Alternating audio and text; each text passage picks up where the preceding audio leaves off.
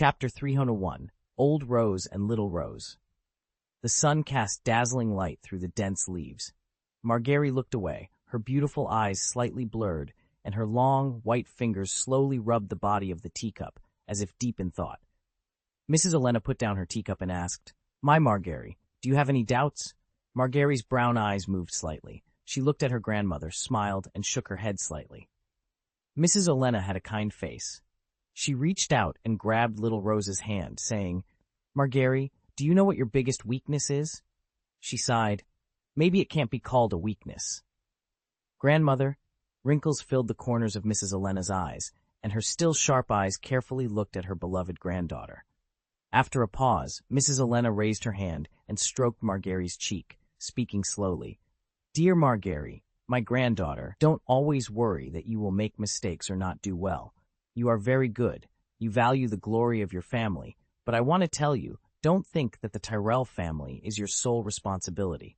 You also have close family members." After patting Marguerite's hand, Lady Olenna let go. She leaned back in her chair and pondered for a moment before continuing. Although Willis, the eldest son of the Duke of Mace, is lame in one leg, he has the wisdom of a ruler. He is an excellent successor, far better than my foolish son. When she mentioned her son, she suddenly said angrily, "The Boar Duke is not worthy of praise. I guess he is being fooled around by Tywin in King's Landing right now. Gods are merciful, and this old woman will have to clean up my stupid son's mess for the rest of her life." Her tone softened. "What comforts me is that my grandson and granddaughter have finally grown up, and they have not inherited the stupidity of the Boar Duke. Grandma, enough scolding for now. I'm a little thirsty." Mrs. Olenna picked up the teacup and took a sip. "I will continue." She put down the teacup. "Garland is a strong child. He lost his right arm, but he is still the brave Garland. He will always be the sword of the Golden Rose." She looked at her granddaughter. "Marguerite, Garland is your sharp sword. My foolish son finally did a good deed. When Garland breaks through the Florentine family's Liangshui city, he will become the Earl of Brightwater City and your guard captain, Queen Marguerite's guard captain." After a pause, she added, "As for your father, when Garland enters the Red Keep, I will take him away. The Duke of Mace is not only foolish, but also too greedy. I cannot leave such a big trouble for my granddaughter, the Queen of the Seven Kingdoms. It doesn't matter if our Duke of Mace wants to attack Storm's End, which he has been thinking about for more than 10 years. As long as he doesn't stay in the Red Keep, I won't care about him, and he can do whatever he wants." "Grandma," the corners of Marguerite's eyes were slightly red. Mrs. Olenna smiled kindly and said, "Every member of the Golden Rose has their own responsibilities and obligations. My Marguerite, you have only one task now, to be the Queen of the Seven Kingdoms. Leave everything else to others. Do you understand, my granddaughter?" The breeze blew by, and Marguerite's brown curly hair swayed gently. She turned her face to the other side and dabbed a few tears from the corners of her eyes with the back of her hand. After a pause, Marguerite looked at Mrs. Olenna again, her voice slightly choked. "Grandma, thank you for everything you have done for me." Mrs. Olenna rubbed Marguerite's hair and said kindly, "Let me hear your previous doubts, my granddaughter." Marguerite nodded slightly and said, "Grandma, I want to know, why Edmure Tully?" Lady Olenna's hands, with loose skin and covered in wrinkles, tapped her fingers on the armrests of the chair. "Such a rare opportunity. Are you curious why Tywin's son was not chosen?" She seemed to be sighing. "Loras, the Knight of Flowers known for his beauty and skill." Lady Olenna's voice trembled as she spoke. "Such a beautiful child. He is only 16 years old." Her hands shook as she continued. "When I think of Loras, who died tragically in the tourney, and Garland, who lost an arm avenging him, my heart fills with anger. Alas!" Lady Olenna sighed deeply, her voice heavy with helplessness. After a pause, she continued, "Emotionally, as Loras's grandmother, I want nothing more than to kill the little lion in Riverrun and avenge my grandson. But I am not just Loras's grandmother. I am also the grandmother of Willis, Garland, and you, Marguerite. While I am still alive, before I fall into the arms of the stranger, I will leave a more powerful golden rose for you. This is your great-grandmother's legacy." "Grandmother," Marguerite whispered, her voice filled with emotion. Lady Olenna sighed again. Tywin's son is very lucky. I had hoped that in their anger someone would kill Tywin's son on the spot, at least one of them. But the little lion is not stupid. In fact, he is very clever. I believe they managed to escape Riverrun in time because they were prepared for unexpected events. The chaos in Riverrun actually gave them a good opportunity to escape. She knocked on the armrest of her chair. Riverrun lost its original heir. He died at the wedding banquet in the presence of the Lannisters. There is no possibility of peace talks between Stark and Lannister now. That little wolf cub who likes to play king's games, even for the support of the Riverland's lords, must be the sworn enemy of the Lannisters. She paused, her fingers tapping rhythmically. The little wolf cub that swept across the Western realm, filled with the fire of hatred, is a good opponent I have specially left for Tywin. He will continue to drain the Lannisters' strength. As the Lannisters grow weaker, they will have to rely more on the support of the Golden Rose family, including King Joffrey. To borrow the words of the little fox, the rose of King's Landing will never wither. This is the golden rose that the old woman wants to leave you to inherit. This is also the last lesson the old woman teaches you. My Margaery, wear the tiara of Queen of the Seven Kingdoms. 7 days later, in Maidenpool, Tyrion looked at Bronn, who had donned the red robe of the Lannister family, and said in an exaggerated tone, "Are you planning to betray me again?" "Oh, my captain of the guard." Bronn spread his hands and replied, "Master Tyrion, it's because I had no other clothes to change into. Please believe me, I will always be yours."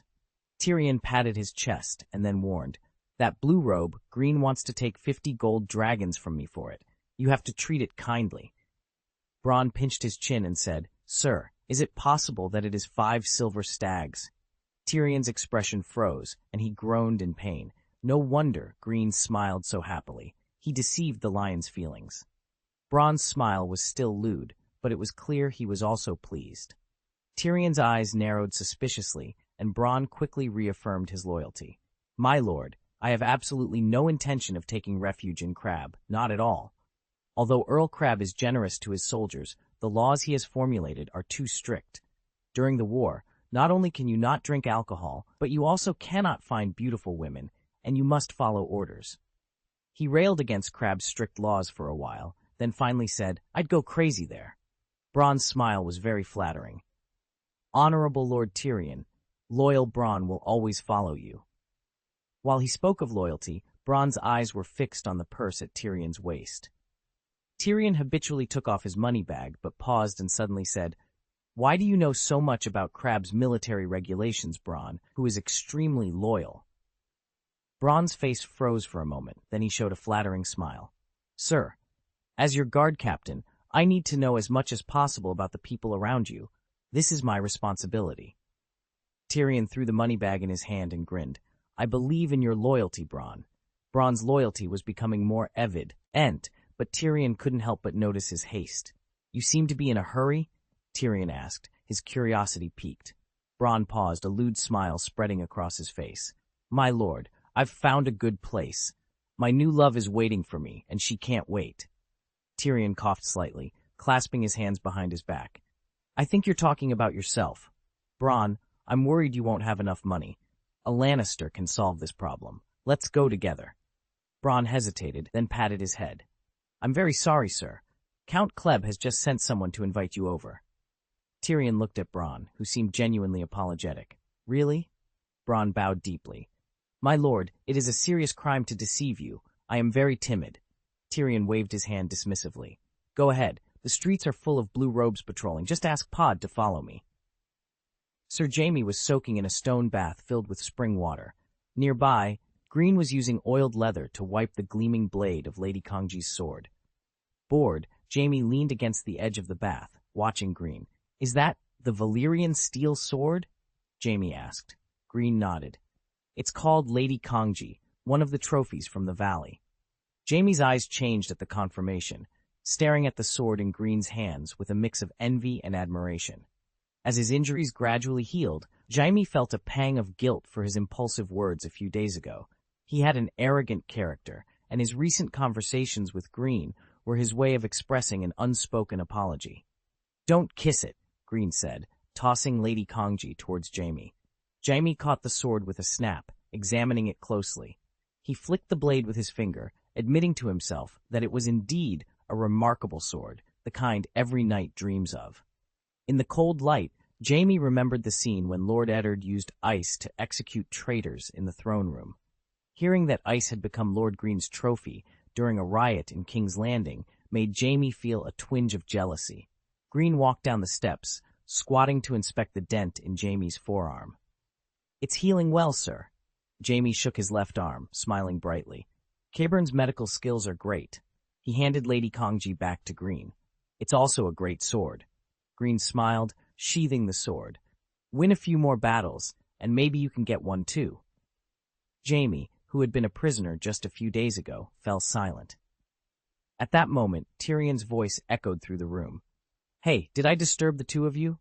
Limping to the side, Tyrion looked at the water in the bath. "Is this the legendary spring water with magical healing power?" He glanced at Greene and Jaime several times, noting the contrast between their states of dress. "Brother Jaime, your figure. I don't make judgments. I just want to say that I didn't expect you to be so proactive." Neither Greene nor Jaime was amused, both staring at Tyrion expressionlessly. Tyrion laughed awkwardly, coughing slightly. "Greene, are you looking for me?" Greene looked at Tyrion with mild disgust. "Tyrion, when we entered the city yesterday, you told me several times that you should see the magical spring water in Maiden Spring as soon as possible." "Yep." Tyrion crossed his arms, squatting down to stare at Jaime's arms. "How is it? How does it feel?" Jaime shrugged. "Obviously nothing feels." He paused, then added angrily, "Tyrion, Greene, stay away from me. I am not a decoration for others to admire." Tyrion laughed, patting Jaime on the shoulder. Tyrion turned to his squire and said, "Pod, go and call Qyburn." He then looked at Greene and added, "Maybe doctors can discover things that our eyes can't." "Good idea, Tyrion," Greene replied. The room where Qyburn was staying was not far from the bath.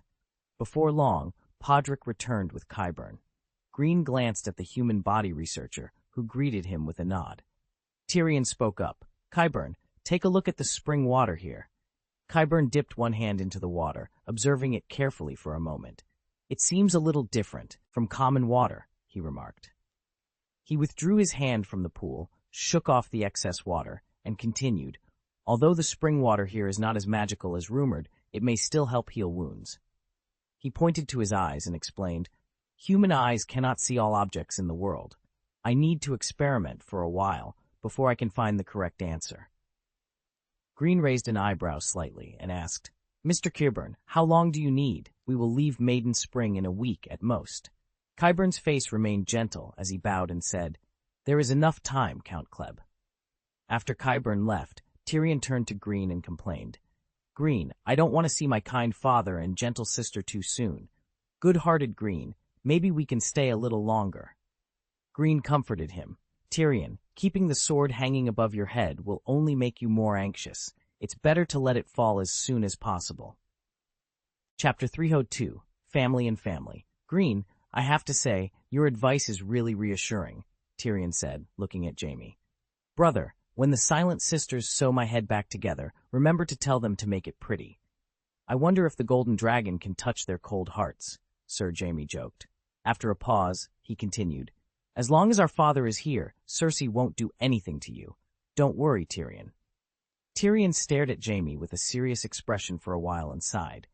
"You know nothing about a mad lioness." He then opened his fingers into claws and imitated a lion's roar towards Jaime. Sir Jaime shrugged. "You and Cersei. I will keep an eye on her, Tyrion." Seeing Tyrion's gaze shift, Greene stood up and said, "Everyone knows that Sir Jaime loves his brother the most. You can rest assured, Tyrion." "Do you love me the most?" Tyrion looked at Jaime suspiciously. Suddenly, he asked, "Brother, if Cersei and I were in danger at the same time, who would you choose to save?" Jaime gritted his teeth secretly. Under Tyrion's expectant gaze, he replied coldly, "Save Cersei." "You deceived your well-behaved brother." Tyrion was crestfallen. Greene couldn't help but laugh. He took a step forward. "You guys keep talking." Seeing Greene about to leave, Tyrion asked, "Hey, what are you doing?" Greene kept walking. "It's not what you think, that I have government affairs to deal with." Tyrion kept looking at Greene's retreating back until the blue figure disappeared. After a moment of silence, he sighed and said in a regretful tone, "Time flies so fast. In a few months, it will be 2 years ago.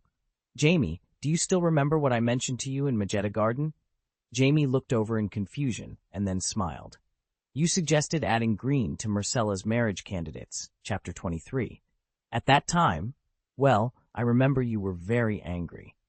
Sir Jamie glanced at Tyrion sideways. "Myrcella is only 10 years old. When she grows up, she will marry the knight she likes, and I will help her." Tyrion spread his hands. "I once proposed to Lord Tywin to send Myrcella to Dorne in exchange for the support of the Martell family. He agreed. If Cersei hadn't stopped her, the little princess would be in Sunspear at the moment, eating fruit." He grinned. "Jamie, the sword in your hand cannot decide Myrcella's marriage, and neither can Cersei. It is Lord Tywin who really makes the decision." In the small hall of Female Spring, Brienne took the cloak from Greene's hand and stepped aside. Dick Clay's face flushed as he stroked his chest and said, "Lord Greene." Greene turned around and looked over, a slight smile on his lips. "Dick, it seems your new wife has taken good care of you." Dick chuckled. "I swear, I never dreamed that I could marry a noble lady, and she is also the heir of the Mouton family." He paused, looking around like a thief, and lowered his voice. "Miss Yelanuo is my wife. She fulfills her responsibilities as a wife." He moved slightly closer to Greene. "But she and the Mouton family, I can feel that they are wary of Kleb. Lord Greene, I think, in the eyes of the Mouton family, Kleb is still an intruder." Greene patted Dick on the shoulder. "Keep your guard up too, my people." Greene sat down first, then motioned for Dick to sit down as well. After Dick sat down, Greene said, "First of all, let's make it clear that the Riverlands is not the Vale. The Seven Kingdoms know that the Crabclaw Peninsula hates the Vale, and Kleb's reputation as a half-barbarian noble is known to all 7 kingdoms. The valley full of people wouldn't be too shocking, or to a certain extent. It would make one understand Kleb's astonishing move." Dick nodded. "As long as you are willing to inquire, you can know how many people died and how many nobles disappeared on the Crabclaw Peninsula under the blockade of the Valley nobles. This is a blood feud." Greene leaned back in his chair and continued, "That's why I said that the Riverlands is not a valley. There is no enmity between Kleb and this land, known to all 7 Kai, Nengegdoms. In the town of Maidenfountain, we should employ gentle methods. This will be beneficial." Greene paused mid-sentence. Dick's eyes sparkled with excitement and curiosity. Greene smiled and continued, "Today's Riverlands is a chaotic battlefield. This is a rare opportunity for the Kleb family." Dick's eyes widened as he leaned forward, his Adam's apple bobbing. He whispered, "The land of trout?" Greene patted Dick's arm and said, "As a member of the Kleb family, you must understand your responsibilities and work together as one, Dick Kleb." Dick nodded earnestly, swallowing hard. He couldn't help but think of the princess and the dragon. Looking at Greene's gentle face, he dared not dwell on it further. They discussed some political affairs in Maidenfountain for a while, and then Greene asked Brienne to bring a parchment. Dick took the parchment, unfolded it curiously, and asked, "Lord Greene, what is this?" Greene pointed at the parchment in Dick's hand and explained, "These are 3 individuals I selected from the Valley nobles who have sworn loyalty to Kleb. They are not only unmarried, but also heirs to their families. If you like, your sister can choose one of them to be her husband." Dick's hands trembled slightly. "Yulia, will she be okay? I'm worried about her husband." "Governor Dick, your sister is Julia Kleb. You and your sister must adapt to your new identities as soon as possible." Greene paused, then spread his hands and joked, "I am also getting used to my new identity." Dick wiped the tears from his face and choked, "Master Greene, I can't repay you." Greene smiled gently and said, "Remember the responsibilities and obligations of being a member of Kleb. That is the best reward, loyal Dick." 5 days later at noon, the Kleb fleet in Seagull Town transported the Valley prisoners to Maidenfountain. 2 days after that, the Green Lords left Maidenfountain with the Valley prisoners, heading towards King's Landing in the south. Red Keep, Throne Room. The heavy wooden door creaked open, and the tall figure of Tywin Lannister appeared. He stood there, looking up at Joffrey, who sat alone on the Iron Throne, before stepping forward. Tap, tap, tap. In the empty and silent hall, the sound of footsteps on the stone slabs echoed loudly. Lord Tywin's figure gradually became clearer, and the aloof Joffrey couldn't help but shift, straightening his posture. Duke Tywin paused at the steps of the Iron Throne and stared at Joffrey expressionlessly. When Joffrey could no longer hide his nervousness, Tywin nodded slightly and said, "Your Majesty, the King." King Joffrey clenched his hands into fists, raised his chin, and responded arrogantly, "Grandfather." Duke Tywin said calmly, "The Kingsguard informed me that you wished to see me." King Joffrey raised his chin and said, "Yes, Prime Minister Tywin." Under Duke Tywin's direct gaze, his eyes darted nervously. "I want you to report on the situation of the Royal Council." Duke Tywin frowned slightly and said, "We welcome you to attend the royal meetings at any time, Your Majesty." Joffrey's eyes widened. "Attend?" Lord Tywin's tone remained unchanged. "You heard me correctly. Obviously, you are not yet an adult, Your Majesty."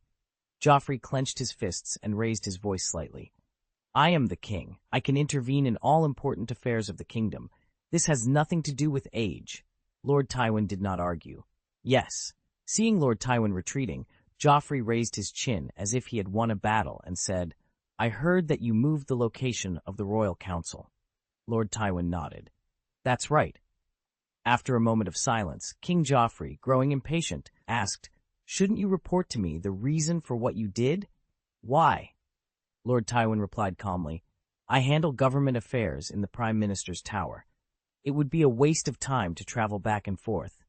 I can accomplish more with the time saved." King Joffrey, incredulous, said, "You mean, if I want to attend the Royal Council, I have to climb those steps to the Prime Minister's tower?" Lord Tywin stared at the exaggerated expression on Joffrey's face. His chest rose and fell slowly, and then he began to ascend the steps. Tap, tap, tap, tap. The old lion walked slowly, approaching step by step. The questioning and ridicule on Joffrey's face gradually dissipated, replaced by nervousness. Once he reached the top, Lord Tywin stood in front of Joffrey, looking down at him. "You can have someone carry you over," he said. King Joffrey avoided the old lion's gaze, shifting uneasily. He changed the subject stiffly.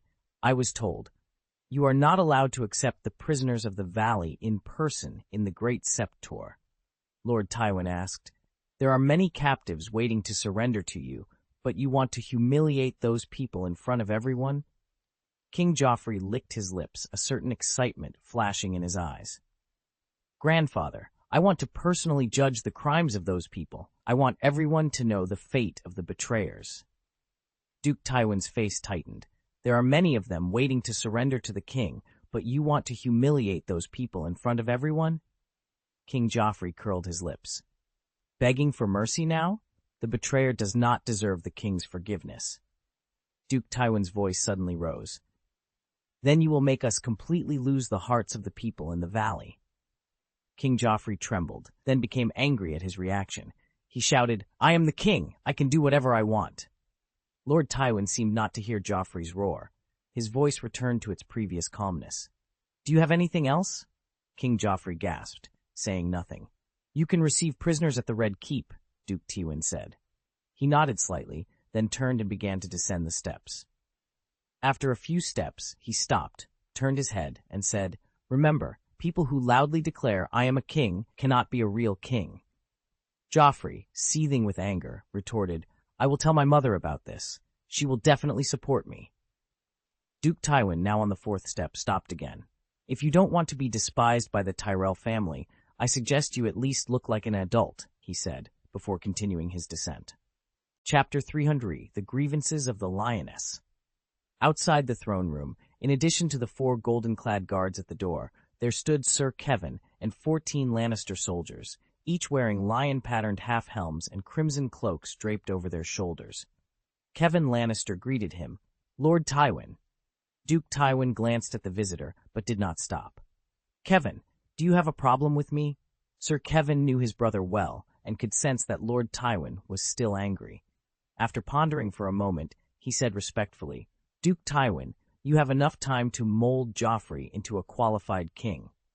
Duke Tywin paused, staring in the direction of Meg's tower for a while, and then said slowly, "Kevan, Joffrey is just like the mother who gave birth to him, stupid and arrogant. Cersei is just a woman. Her shortcomings will have little impact on Lannister. But Joffrey is different. He is the king, and these shortcomings will become Lannister's Achilles heel. Sir Kevan hesitated for a moment before saying, Duke Tywin, right now, every move Cersei makes represents the Lannister family. A small oversight may cause a lot of trouble. Lord Tywin's light green eyes moved slightly. What did Cersei do? Sir Kevan sighed helplessly. After the news of Edmure Tully's death reached the Red Keep, Cersei planned to hold a banquet to celebrate in Meg's tower. In your name, I directly ordered it to be stopped. Lord Tywin's vein bulged on his forehead. He waited for a moment before asking, Is there any news from Riverrun? Sir Kevan replied respectfully. Robb Stark identified Lannister as the murderer. It is said that at the funeral, he swore blood vengeance.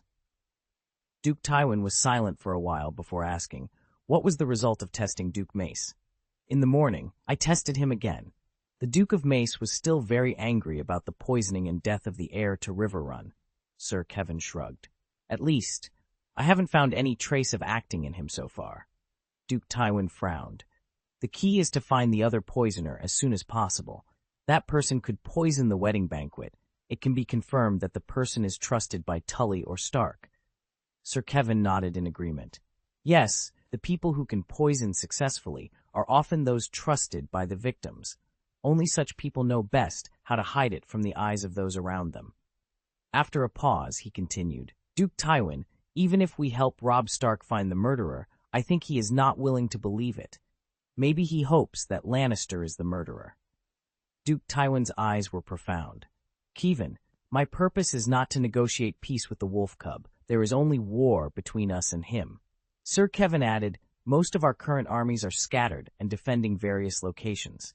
If there are no other reinforcements, when Robb Stark attacks, our situation will be very passive. His face became a little solemn. Besides, the 20,000 recruits Defeng has summoned in the western region still need time to train, at least 2 months. Preferably 3 months later, we will transfer them back. Davon Lannister, the eldest son of Lord Tywin's brother-in-law. Duke Tywin closed his eyes for a moment and then opened them again. Kevan, we need the support of the Tyrell family. Sir Kevan thought for a while and said, The Duke of Mace is very greedy. Maybe we can also consider Count Kleb's troops. Duke Tywin tapped his chin. Get ready. When Earl Kleb arrives in King's Landing, I will hold a royal meeting and ask Duke Mace to attend with him. After walking a few steps, he suddenly said, Also, tell Cersei, if she causes trouble again, I will send her directly to Highgarden. Sir Kevan stared at Cersei. Do you understand, Cersei? Cersei Lannister snorted and turned her face to the other side. After waiting for a while, the wrinkles on Sir Kevan's forehead deepened, and his tone became colder. You should know very well that Lord Tywin never jokes, Cersei. Do you understand now? Cersei's voice was strained. Her hand clenched tightly out of Sir Kevan's sight, nails digging into her palm. Under Sir Kevan's piercing gaze, she finally nodded, her expression one of reluctant submission. Sir Kevan eventually withdrew his gaze and left. Cersei sat motionless, her eyes reddening and filling with tears that soon began to fall. She felt both aggrieved and furious.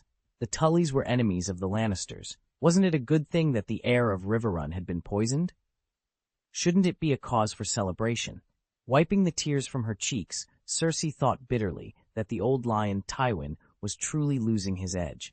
He was becoming more cowardly, fearing even a dead trout. Kevan's warning echoed in her mind. How dare he, merely Tywin's servant, speak to her with such disrespect? Her anger surged. With a loud crash, she hurled a gold-jeweled goblet against the wall.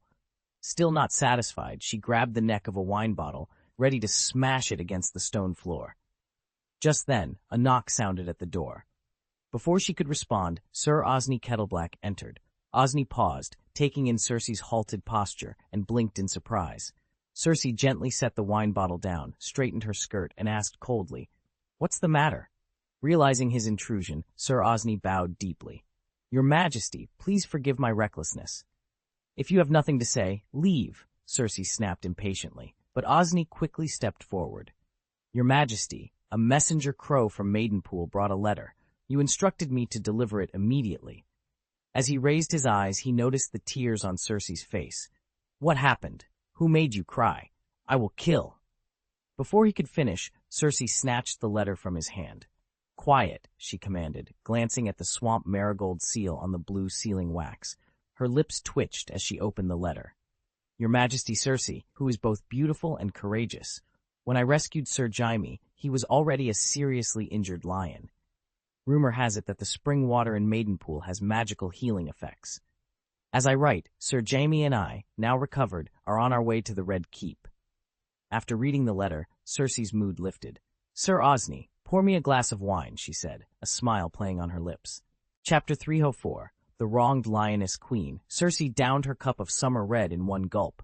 Her cheeks gradually flushed, and her golden hair, messy yet beautiful, framed her face, making her look extremely charming. Sir Osney's Adam's apple bobbed as he swallowed hard. Cersei extended her empty wineglass towards Osney.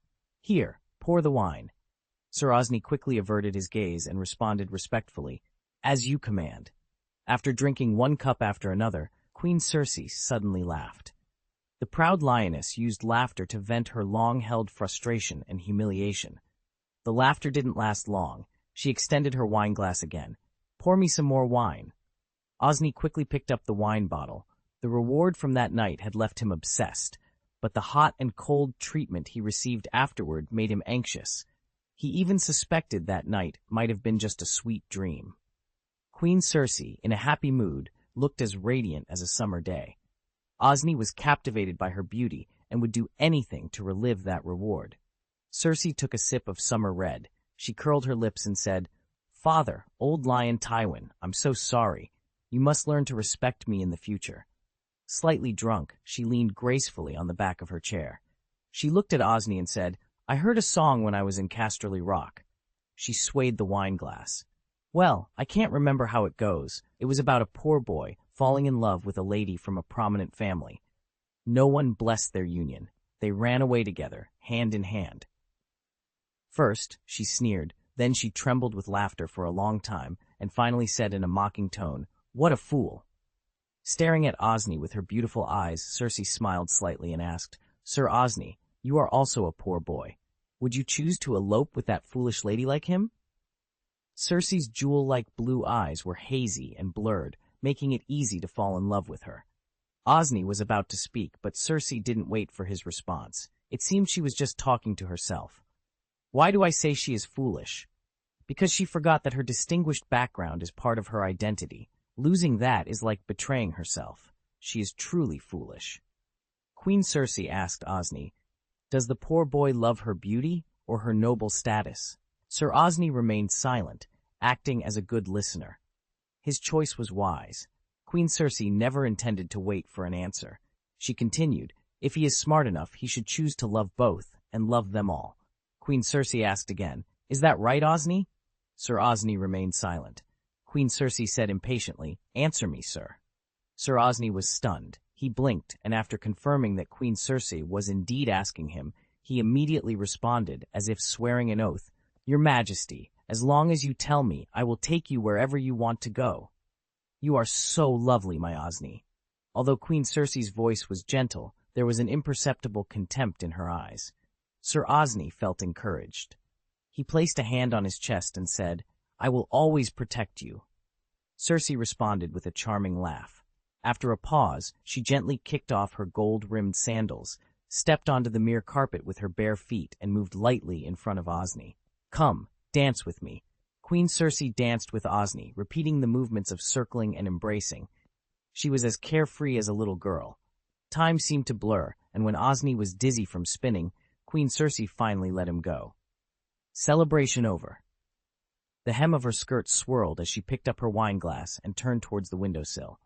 Osney was startled. His enthusiasm vanished, replaced by a cold voice and a retreating figure.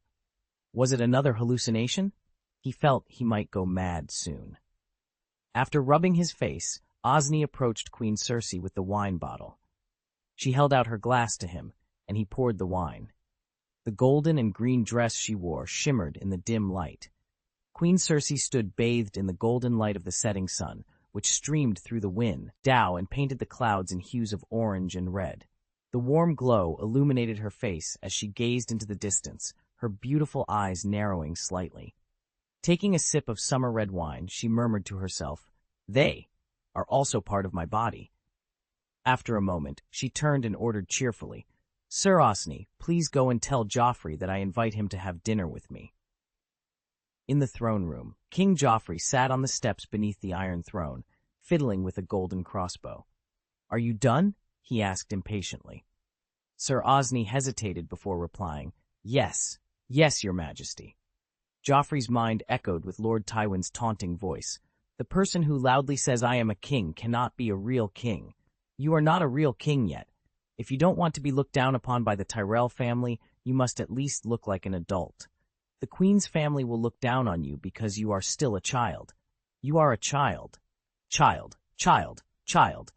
His face twisted with anger. "Tell the Queen Mother that I am very busy," he said coldly. After a pause, he added, "Tell her again that I have grown up and don't want to listen to her boring chatter." Seeing Sir Osney standing there in a daze, Joffrey raised his crossbow and aimed it at him.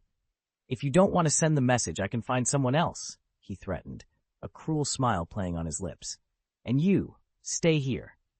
Sir Osney raised his hand slightly, took a step back, and said hurriedly, "I will answer you right away, my king." He turned and walked away quickly. Joffrey watched him go for a moment before lowering the crossbow in boredom. Duskin Valley, a large town in the royal territory, was built next to the harbor and was the domain of the Lake family. Their clan keep, Brown Keep, featured a square fortress and a huge round tower that overlooked the town of Duskendale and the harbor. When Greene and his party arrived in Duskendale, they were warmly welcomed by the Earl of Duskendale, River Lake. As the sun set in the west, Greene Kleb mounted his horse and left the town, accompanied by more than a dozen guards, including Brienne, Monton, and Engay. On the cobblestone road leading to the port, Greene encountered Tyrion, Bronn, and a young squire walking back. As they drew closer, Greene tightened the reins and stopped his horse.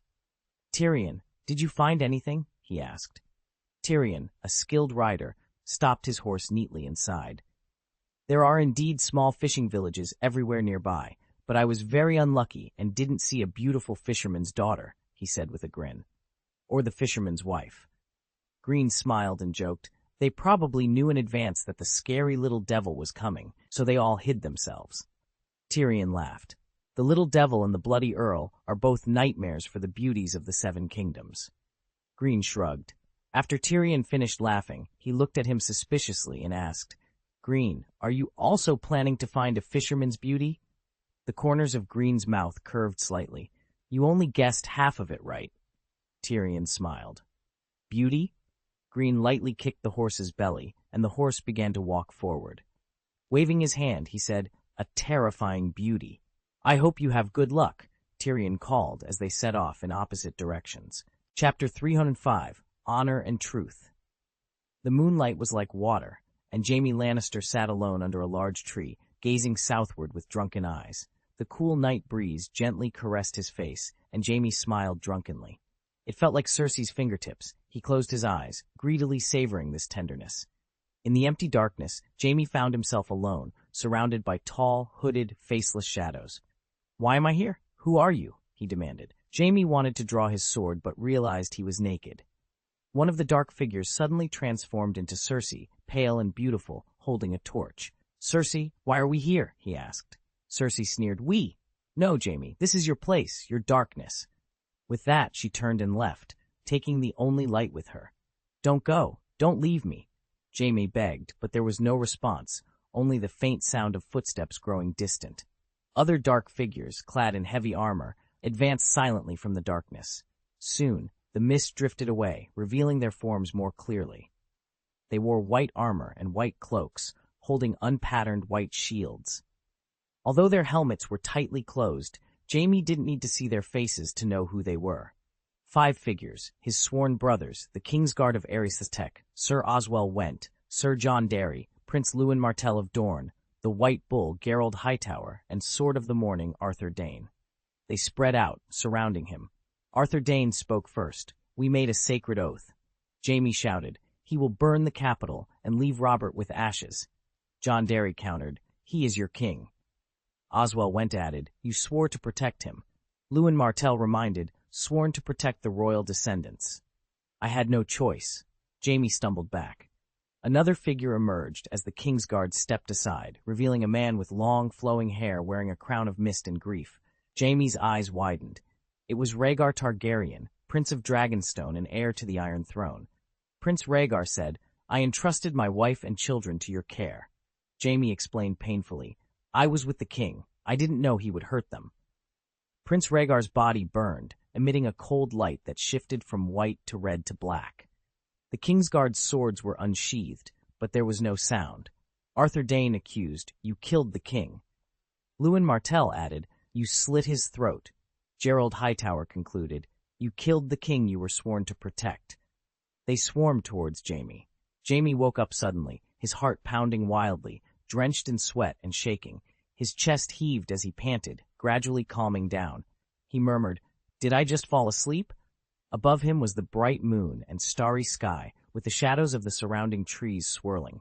Jaime exhaled slowly. After a moment of silence, he angrily smashed his wineglass to the ground. Eris had cast a long shadow over his life. The closer he got to King's Landing, the more frequent his nightmares became. He laughed at himself, recalling his time in the prison cell at Riverrun. It had been a rare period of relaxation for him. Gulping down more wine, Jaime wiped his mouth haphazardly, his eyes filled with determination as he looked south. He couldn't bear to be separated from Cersei, and he wouldn't let anyone keep them apart again.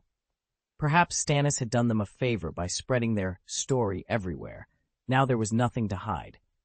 For hundreds of years, monks, nobles, and commoners had turned a blind eye to the Targaryens. Why couldn't the Lannisters do the same? The wine made Jaime's emotions surge. He wanted to fly to the Red Keep immediately and sleep with her every night from then on. "Hey, brother, your eyes really look like an old guest in the women's branch." Tyrion's voice sounded from far to near. Sir Jaime looked sideways and saw his good brother limping towards him. After Tyrion got closer, he looked at the slightly embarrassed old man and said with a smile, "I was wrong.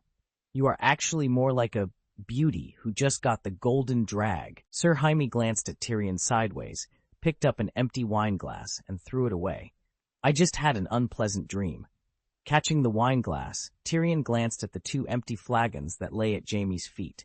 With a splash, Jaime poured him some wine, and Tyrion asked with a smile, "What did you dream about?" After filling up the wine in silence, Jaime put the wine bottle away before replying, "I dreamed of a few dead people, and they wanted to judge my crimes." Tyrion rolled his eyes slightly and asked, "That mad king who liked to play with fire?" Sir Jaime looked up and stared at the stars for a while, shook his head and said, "His guards and his son." Tyrion laughed. "That must have been lively." Jaime fell into silence, and Tyrion glanced around. He found a silvery wineglass on the ground not far away. Walking over, he picked up the wineglass, shook it first, and then wiped the dirt off with his sleeve. With a splash, Tyrion poured wine into the new wineglass and handed it to Jaime. Tyrion grinned. "Jaime, I actually like your nickname, Kingslayer. It sounds much more majestic than the little devil." Sir Jaime took the wineglass and took a long sip. Then he frowned. Why did it smell like earth? Being quite drunk, he didn't think much and took another sip. Jaime's voice seemed to be mocking. "The Kingslayer." Tyrion sat next to Jaime, took a sip of wine happily, and said, "Dear brother, are you also satisfied with this title?" Seeing that Jaime was silent, Tyrion restrained his joking expression, paused, and said, "Jaime, are you regretting it?" "I don't think it's necessary." He sighed softly. "I used wildfire when fighting Stannis, and I know its horror. At that time, the Mad King wanted to use wildfire to bathe hundreds of thousands of people in King's Landing. You had to make a rational choice." He shrugged. "The world only mentions your breaking the oath, as if it was discussed in advance, and does not mention your salvation. This will indeed make you uncomfortable. But," he reached out and patted his brother's arm, grinning, "I believe that truly good people will be grateful for your sacrifice and contribution to this kingdom, and I am one of them." After looking at his brother for a while, Sir Jaime moved his gaze to the distance and said, "Tyrion, I'm not that great." He murmured, "Breaking oaths, sacrifice, save, regret." After finishing the remaining wine in the glass in one gulp, Jaime paused and said suddenly, "Tyrion, I regret it. The person who makes me regret it is not Eris, but Robert. He seemed to be recalling. Robert said to me at the banquet after the coronation ceremony, I heard that they call you the Kingslayer. Don't make it a habit. Then, everyone around him followed him, laughing out loud.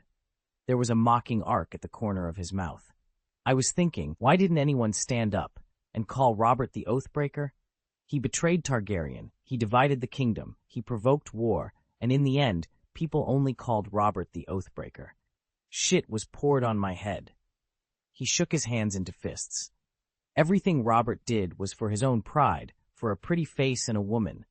Because he grabbed the iron chair, Tyrion said, as he poured wine into Jaime's goblet. Jaime recalled the scene when he saw Eddard Stark in the throne room, silently, with only a pair of gray eyes speaking, cold, full of condemnation and judgment. Let the white robe be put to shame. He was wearing golden armor that day. Jaime took a sip of wine and continued. After Prime Minister Jon Connington was defeated at the Battle of the Bells, King Aerys exiled him. When the Stark-Arryn Tully forces attacked the Royalist army led by Prime Minister Jon Connington in Stonehall, all the septs in Stonehall rang bells to warn the people to lock their doors and windows, so the battle was called the Battle of the Bells. Before the arrival of the Stark-Arryn Tully forces, Jon Connington had the opportunity to surround Robert Baratheon, who was hiding in Stonehall, and end the rebellion before Robert's reinforcements could arrive.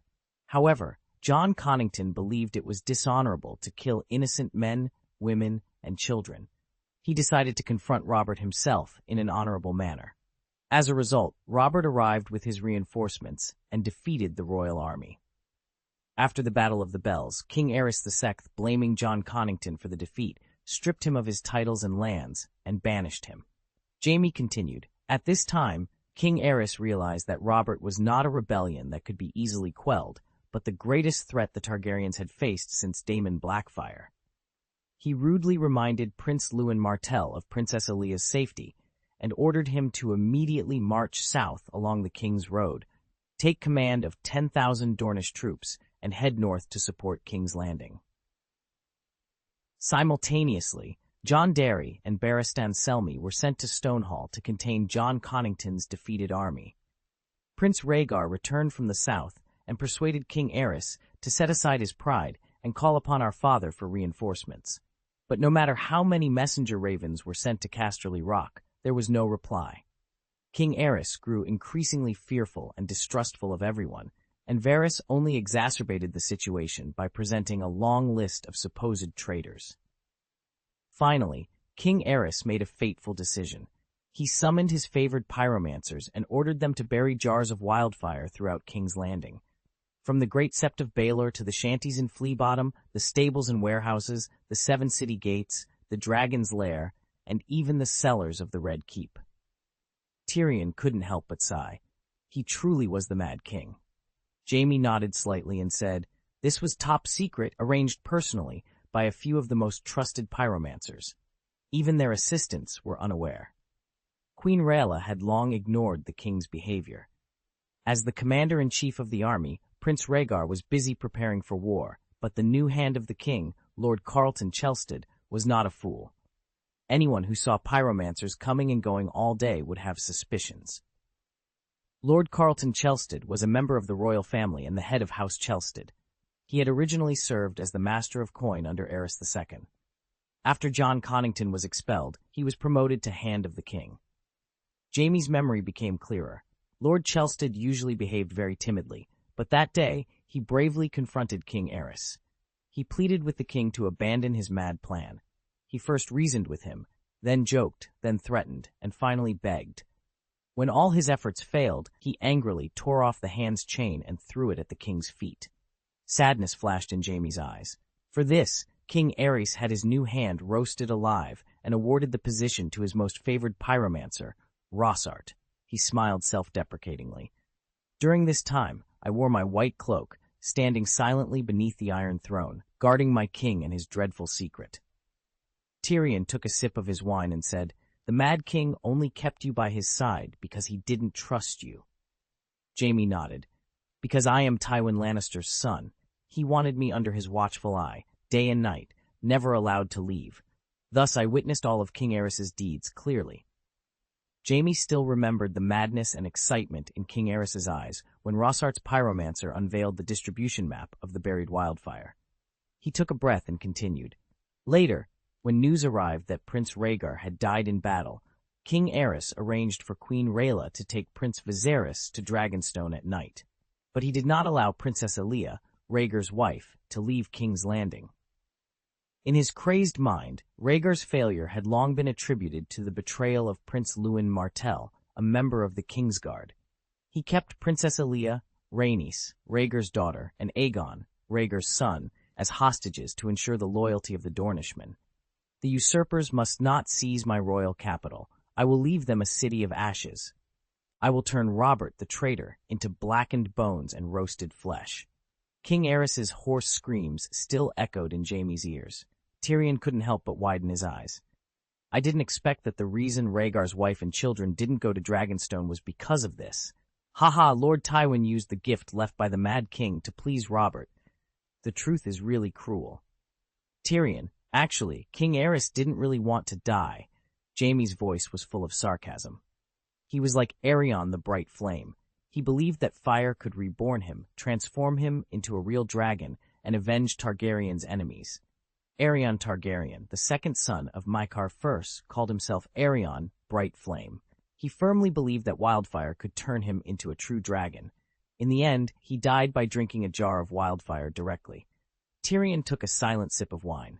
When he was a child, he had entertained similar thoughts after reading books about Targaryen dragons. Fortunately, he was timid and very afraid of pain. After a pause, Jaime continued. Father sent someone to tell me that the Lannister family would stand on the side of the winner. Rhaegar died in battle, and he led the Lannister army to King's Landing first. He chose Robert, determined to avenge King Aerys for years of injustice and past insults.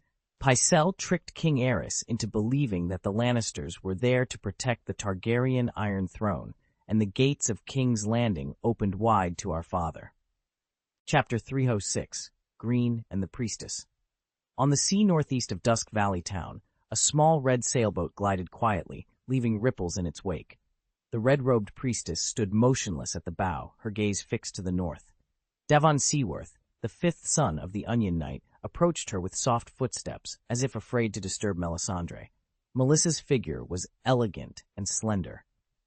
Glancing at her from the corner of his eye, Davon said shyly, "Madam, the boat for disembarkation is ready."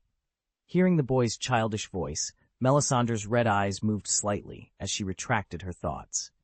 Turning around, she smiled gently, her soft voice slightly hoarse. "Thank you, Attendant Davon." Davon's face turned red, and his voice was tense. "Davon is at your service, madam."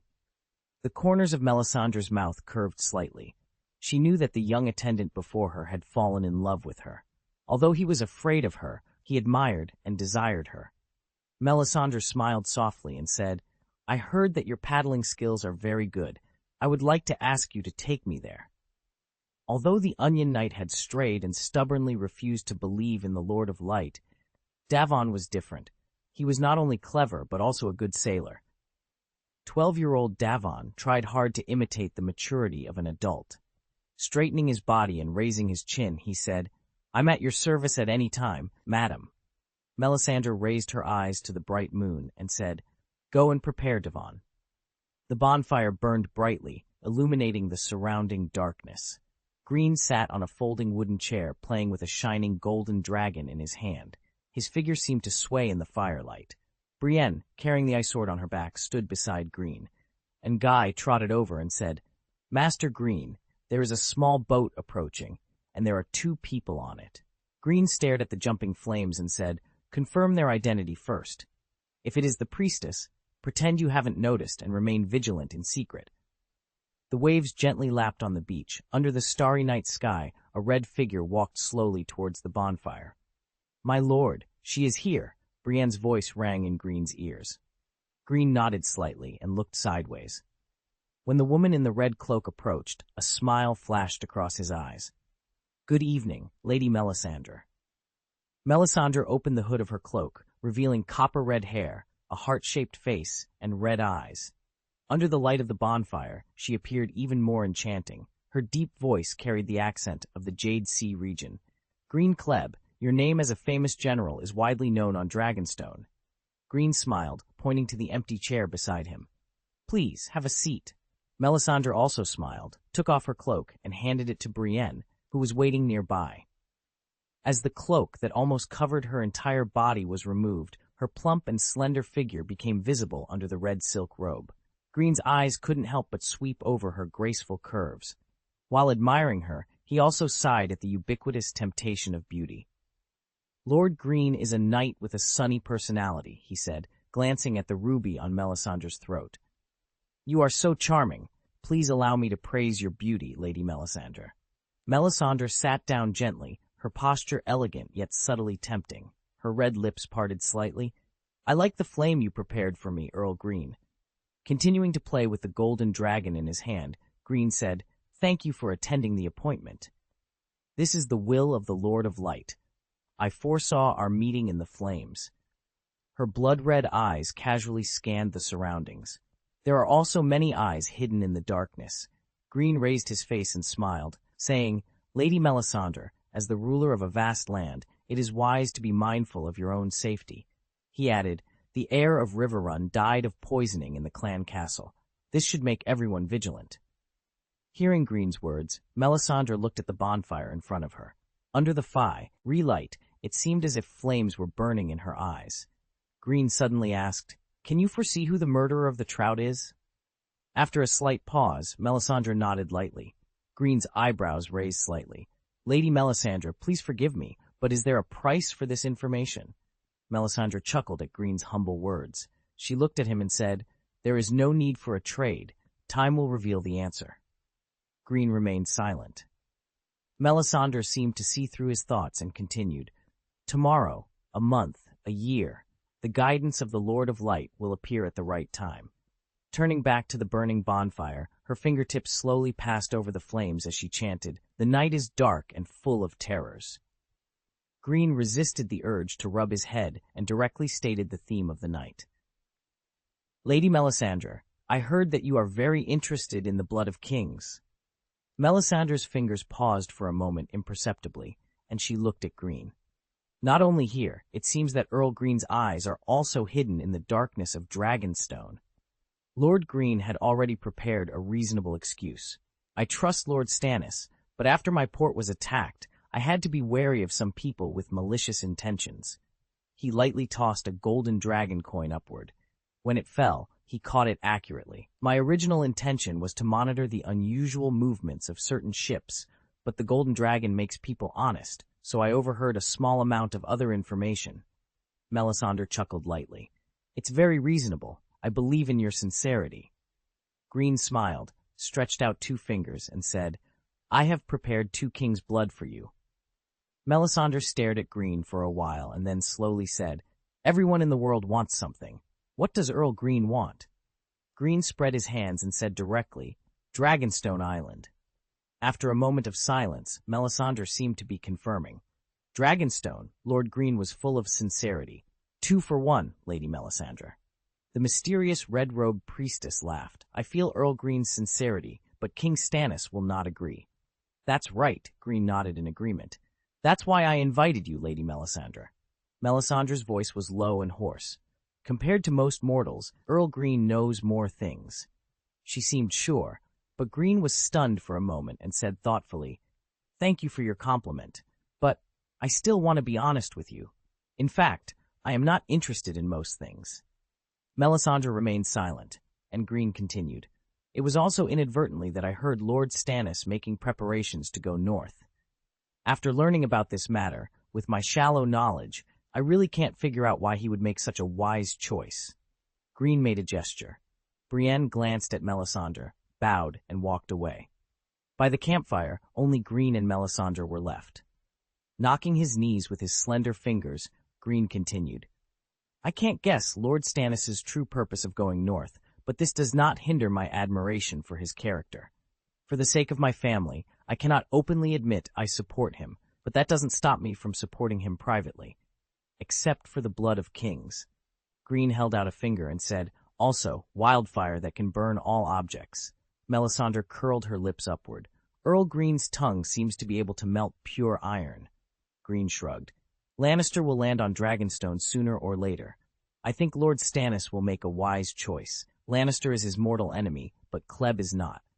If things go well, Lord Greene knew he had to work hard to control Dragonstone Island with dignity, and by the way, focus on mining. To avoid affecting other plans, he needed to find a reliable businessman who could trade Wildfire with Stannis' forces on his behalf. King Greene was a micromanager, especially concerned with the use and improvement of Wildfire in extremely cold areas and the acquisition of Dragon Crystal.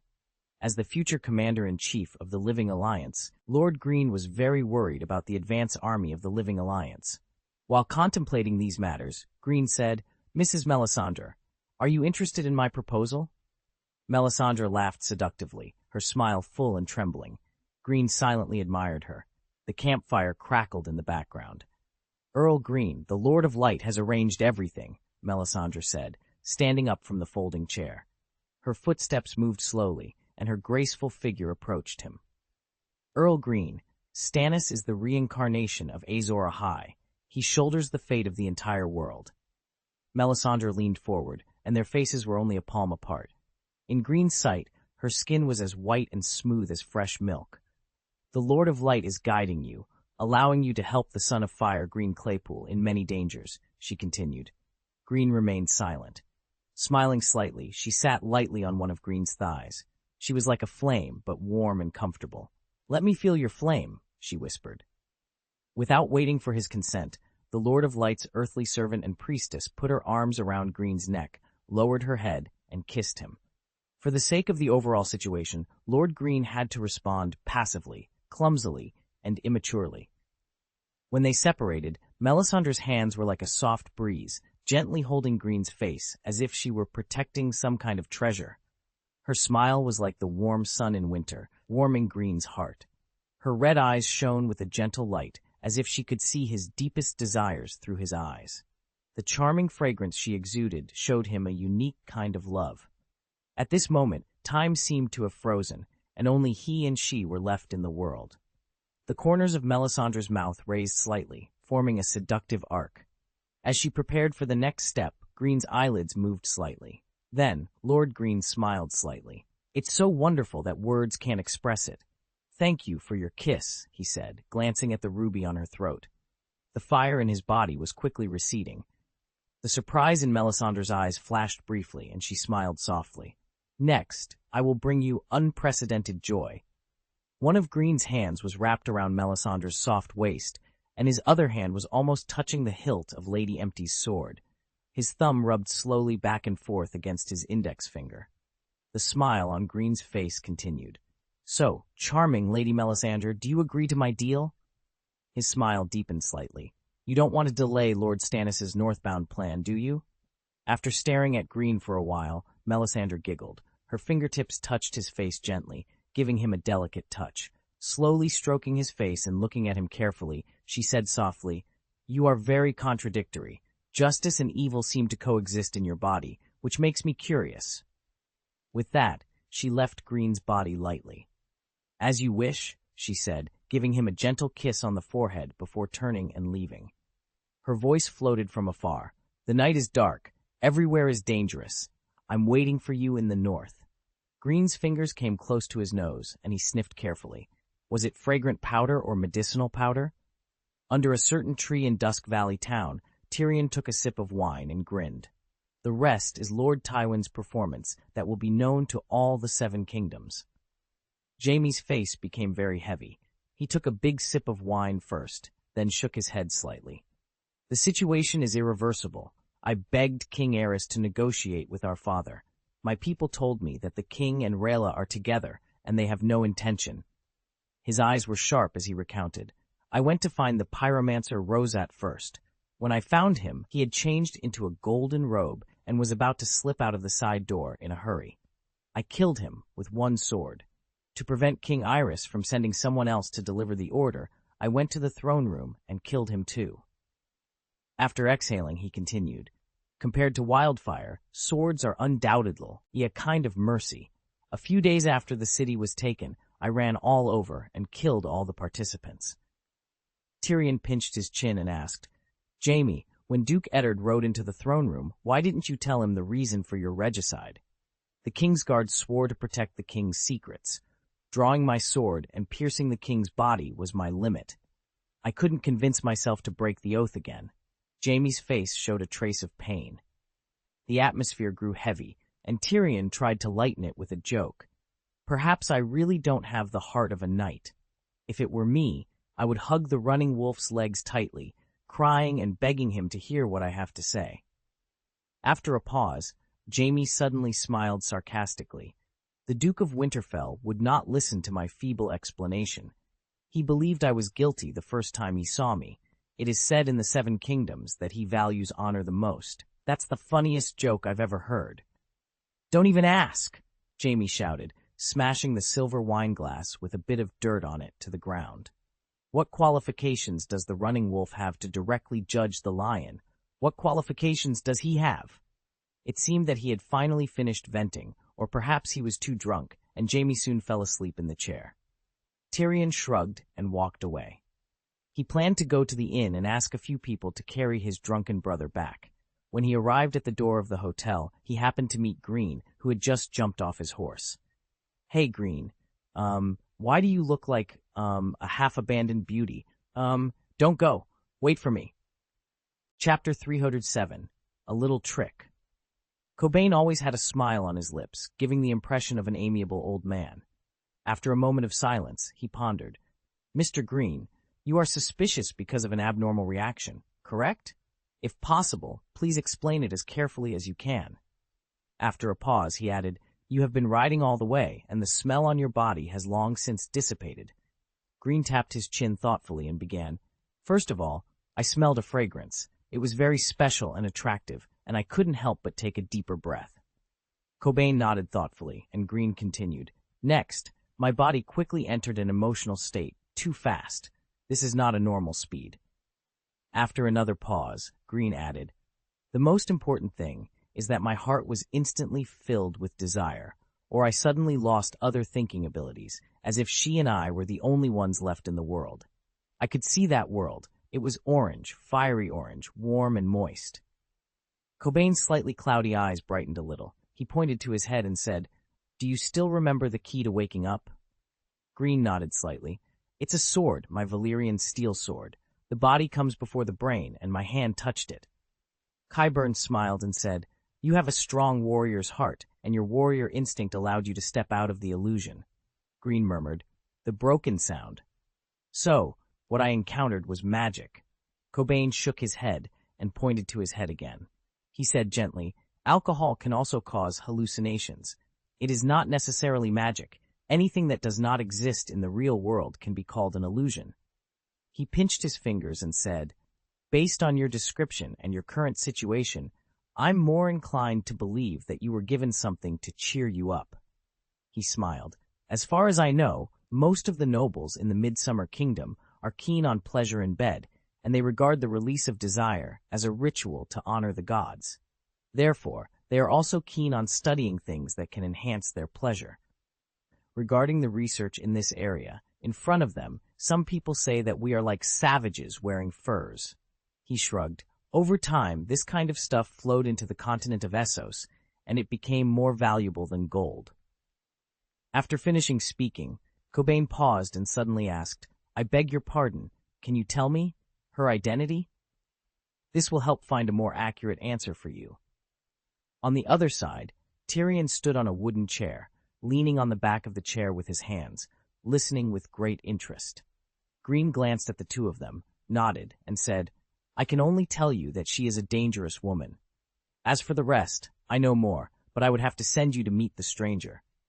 After Greene finished speaking, Tyrion stretched out a hand and exclaimed exaggeratedly, Qyburn, you have to believe in your wisdom. Greene glanced sideways at Tyrion and said to Qyburn, You just need to tell me whether it's magic or powder. Cobain coughed lightly, paused, and said, Medicine powder, or a little trick. I heard that some people in Essos are good at using various medicinal powders to perform so-called magic. The powder they carry can change the color of flames, make the flame roar, make the flame jump up, or create smoke. He added, "It is rumored that it can also make people speak the truth involuntarily, cause fear in people's hearts, and induce desire." He gestured with his fingers. "It can be done with just a little bit. It's hard to detect with our eyes. Perhaps its biggest drawback is the strange fragrance you smelled. Most people don't have as keen a sense of smell as I do." After thinking for a moment, Greene asked, "Besides staying away, is there any other way to deal with it?" Qyburn shook his head and said, "There are not many records in the Citadel. They are very mysterious. Mystery represents the unknown, and the unknown equals danger. Staying away is the best choice." Greene tapped his fingers on the armrest of the chair and said, "When you are in a whirlpool, staying away is not always an option." "You often cannot make the best choice," Qyburn remarked, glancing at the Valyrian steel sword, Lady Empty, hanging from Greene's waist. He smiled slightly and added, "Perhaps the Valyrian steel sword can solve most of your problems." "Very good," Greene replied, standing up from his chair. "Thank you, Mr. Qyburn." Qyburn smiled, bowed, picked up his small wooden box, and turned to leave. Greene walked to the window and pushed open the panel. Outside, the bright moon shone in the sky, casting a silver glow. Raindrops fell quietly, and the night rain came suddenly. The rainwater blended into the hidden threads and slid down, intertwining with the bright moon and stars, creating a mysterious and beautiful scene. "It's raining?" Tyrion climbed off the chair and stood beside Greene, looking out the window together. After admiring the view for a while, Tyrion raised his head and looked at Greene. "Greene, my big brain understood the secret deal between you and Qyburn. What should I do?" He grinned. "You told me before that knowing too much can be the cause of a person's death." Greene smiled and said, "Tyrion, you might as well use your wisdom to help me, help yourself, and think of a good way. When we return to King's Landing, Queen Cersei will ask me to arrest you. Then what should I do with you?" Tyrion's smile froze. He scratched his head and said, "Oh, Cersei, Jaime's state makes me feel very unreliable." Greene lowered his eyes and looked at Tyrion. "Do you have any good ideas?" Tyrion stared at the night rain for a while and said, "My well-behaved son plans to have a good talk with his kind father." Greene's brown eyes moved slightly. He thought of something, but didn't ask any more questions. The night rain came suddenly and left just as quickly. Tyrion grinned. "What a pity, I was thinking of letting Jaime wash it more." The next morning, Greene was sitting at the table, having just finished writing a letter, when Brienne's voice came from outside the door. "My lord, Maester Colmont wishes to see you." Greene raised his eyebrows slightly, put down his quill, and said, "Invite him in." Entering the room, Maester Colmont carefully saluted. "Good day, Count Kleb. Please forgive me for disturbing you." "Good day. Please sit down." Maester Colmont had a nervous look on his face as he sat down. Greene leaned back in his chair and watched quietly, patiently, waiting for him to speak. After a moment of silence, Maester Colmont swallowed nervously and said respectfully, "Dear Earl Kleb, I am here for the Duke." "Lord Arryn?" Maester Colmont nodded. "In a few days, Lord Arryn will enter King's Landing." "Aye." He licked his lips. "Lord Kleb, I beg you, can you tell me whether His Majesty the King will treat the Duke well?" Maester Colmont was very uneasy, his eyes full of pleading. Greene did not answer immediately, but ordered someone to bring 2 glasses of wine. After waiting for a while, after Maester Colmont took a large sip of wine, Greene said, "Maester Colmont, tell me, what are you worried about?" Maester Colmont's Adam's apple bobbed as he said, "You can hear a lot of news about King's Landing in Duskin Valley. There are rumors that His Majesty the King doesn't like guilty people. I'm very worried."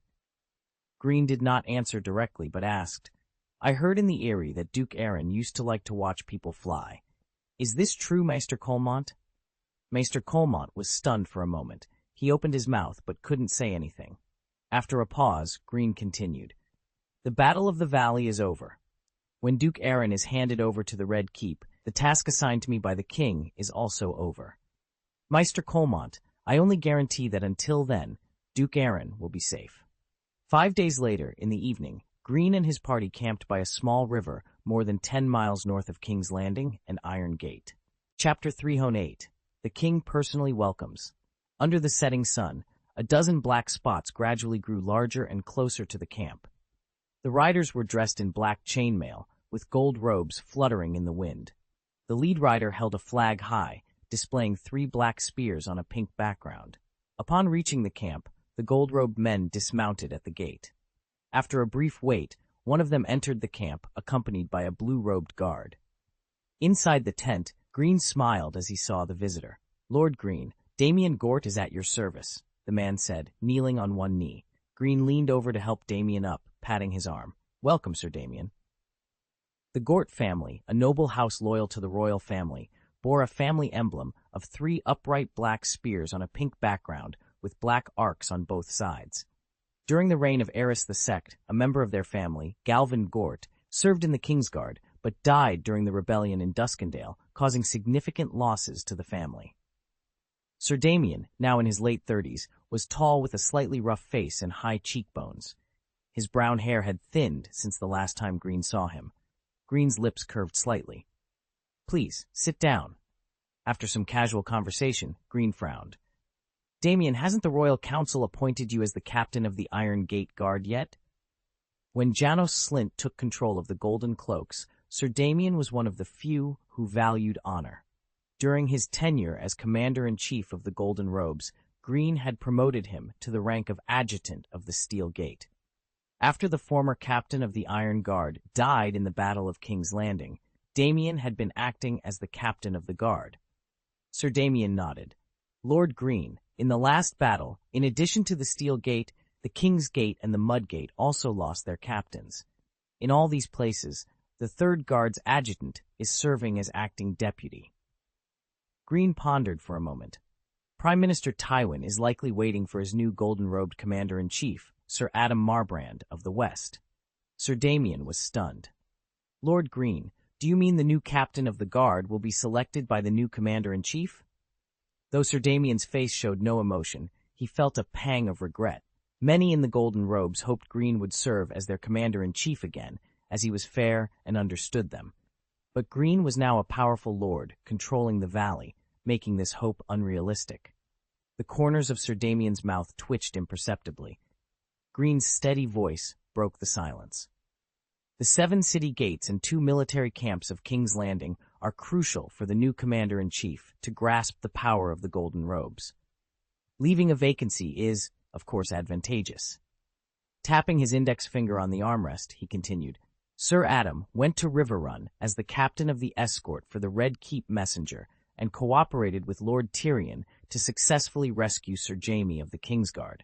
His military exploits in the Battle of King's Landing make him a suitable candidate for Commander-in-Chief of the Golden Robes." Greene paused before adding, "He won't affect you, Damien."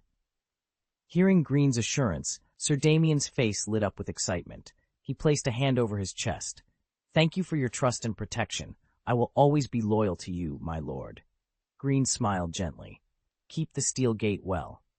In Jaime's tent, Tyrion Lannister held his chin, gazing at the gorgeous clothes in the box. "Greene is so thoughtful." Tyrion couldn't help but laugh. "Looking at these beautiful clothes, Brother Jaime, you look like a bride getting ready for her wedding tomorrow. Well, I think I understand Greene's purpose now." Sir Jaime glanced sideways at Tyrion. As they continued walking, Greene's voice reached them. "Tyrion, I'm honored that a Lannister appreciates these things." Sir Jaime responded in a mocking tone, "Welcome, Lord Greene. It is a great honor to meet you. Please." Greene stopped and glanced at Jaime, who was half lying on a folding chair. He seemed momentarily surprised before saying, "Get up." Sir Jaime's face darkened. "Kleb, do you expect me to kneel to greet you?" Greene shrugged. "Sir Jaime, it was your tone that made me misunderstand." Tyrion laughed again, and Sir Jaime snorted coldly. Greene sat on a chair beside him, crossed his legs, and stared at Jaime for a while before asking, "Sir, I heard you plan to leave the camp secretly?" Sir Jaime's face grew even darker. "Now, everyone knows." Greene leaned on the armrest and said, "Sir Jaime, can you guess why I stopped you?" Sir Jaime looked at the roof of the tent, remained silent for a while, and then sighed. "You don't understand." Greene spread his hands. "Perhaps you think I'm doing this for Queen Cersei, but that's only part of the reason. Sir, being a knight requires incomparable courage." Jaime looked over, and Greene continued, No one can guarantee they will always be victorious on the battlefield. It's normal to experience both failures and victories. Sir Jaime remained silent. Seeing the change in Jaime's expression, Greene suddenly smiled. It seems I guessed right. The noble knight Jaime is actually afraid of facing the king's tongue. Jaime glanced sideways at Greene, saying nothing.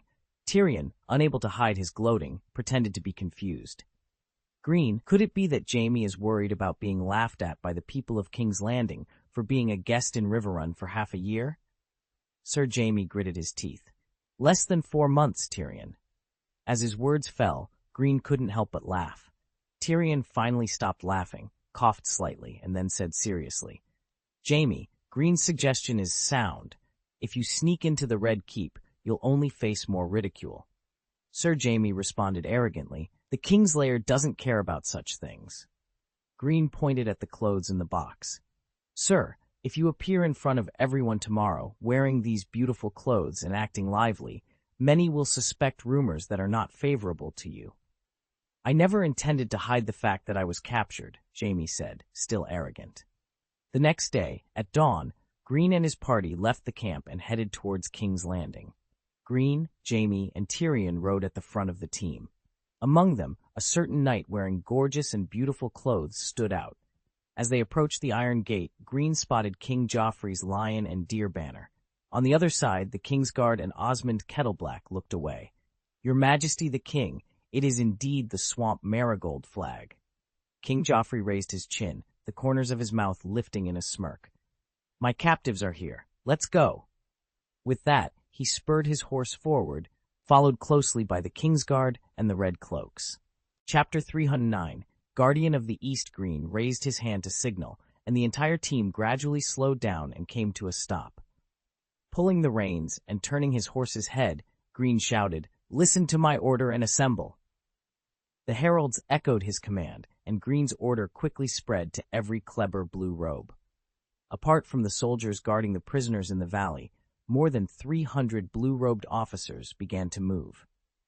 Officers wearing high-feathered helmets navigated through the ranks, directing their positions. There was no unnecessary noise, no chaos or crowding. The assembly process of the Kleber blue robes was orderly and efficient. The assembled Kleb army formation stood silently and solemnly, like an indestructible fortress. Sir Jaime glanced at the straight and silent Kleb army formation with a complex expression.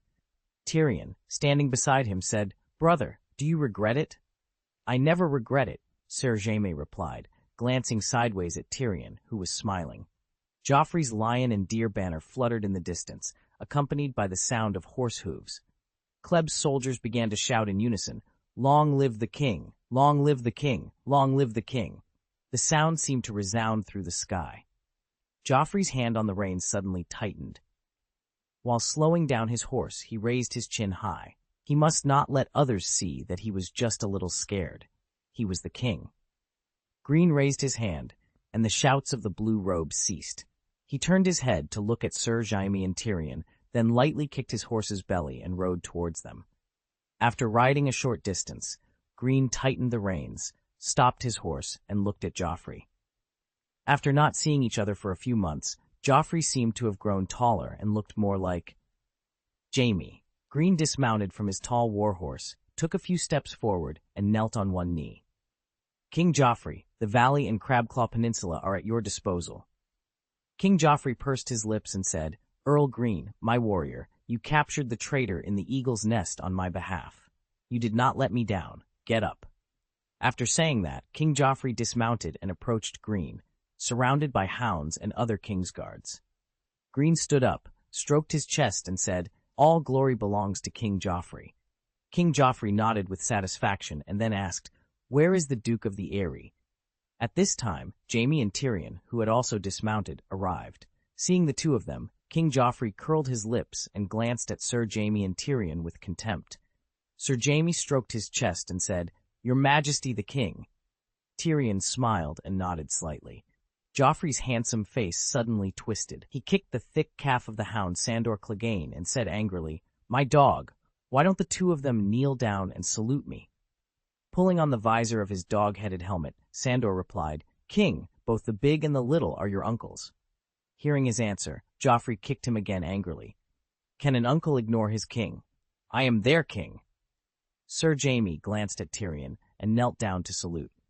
Tyrion shrugged slightly and knelt down. Good day, your majesty, the great King Joffrey. King Joffrey then stopped berating the hounds. He did not catch the sarcasm in Tyrion's greeting and turned to the two men, nodding proudly. Joffrey's eyes lingered on Jaime for a moment before he sneered and said, Uncle Jaime, did the prison cell at Riverrun make you lose your courage? Seeing Sir Jaime looking up at him, King Joffrey continued in a mocking tone. If you hadn't run away cowardly, the head of the traitor Robb Stark would have been hung in King's Landing.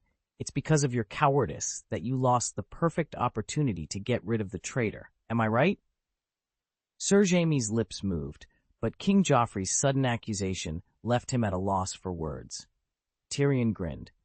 Great, King Joffrey. We only had a dozen swords at that time, and there were thousands of swords around Little Runwolf to protect him. If we really stirred up the courage, it might be possible for Little Runwolf to win. The wolf died laughing. He seemed to be imitating Robb. Hey, look, are those two Lannisters fools? Ha ha, I laughed to death. He rolled his eyes. Oh, I laughed so hard. In the serious atmosphere, someone couldn't help but laugh. You. King Joffrey pointed at Tyrion angrily, his fingers trembling. Tyrion pursed his lips, a friendly smile on his face. King Joffrey turned red, pointed at Tyrion, and ordered Sandor. He is laughing at me, my dog, go and kill him. When Sandor didn't move, Joffrey kicked and shouted, Dog, hurry, I'll kill him. Sandor remained motionless as Joffrey kicked him. When King Joffrey stopped panting, Sandor said, King, he is the Chancellor of the Exchequer. I don't care, I'm the king. King Joffrey kicked Sandor again. He is a Lannister, the king. Sandor remained still. King Joffrey's face twisted, and his red eyes looked at the other Kingsguard. But under the sharp gaze of Sir Jaime, they stopped and hesitated. If the king was an adult, the qualified Kingsguard would not feel embarrassed, but in Joffrey's eyes, their expressions turned into cold expressions that ignored his orders. Joffrey couldn't help but take a half-step back, feeling a little timid in his heart. The isolated King Joffrey finally remembered the loyal Earl Greene, and he suddenly looked to the other side. Seeing King Joffrey looking towards him, Lord Greene understood the look at once, and he said respectfully, I'm always at your disposal. Then, without a trace of hesitation, Greene turned his head and gestured. The king has an order to arrest Lord Tyrion.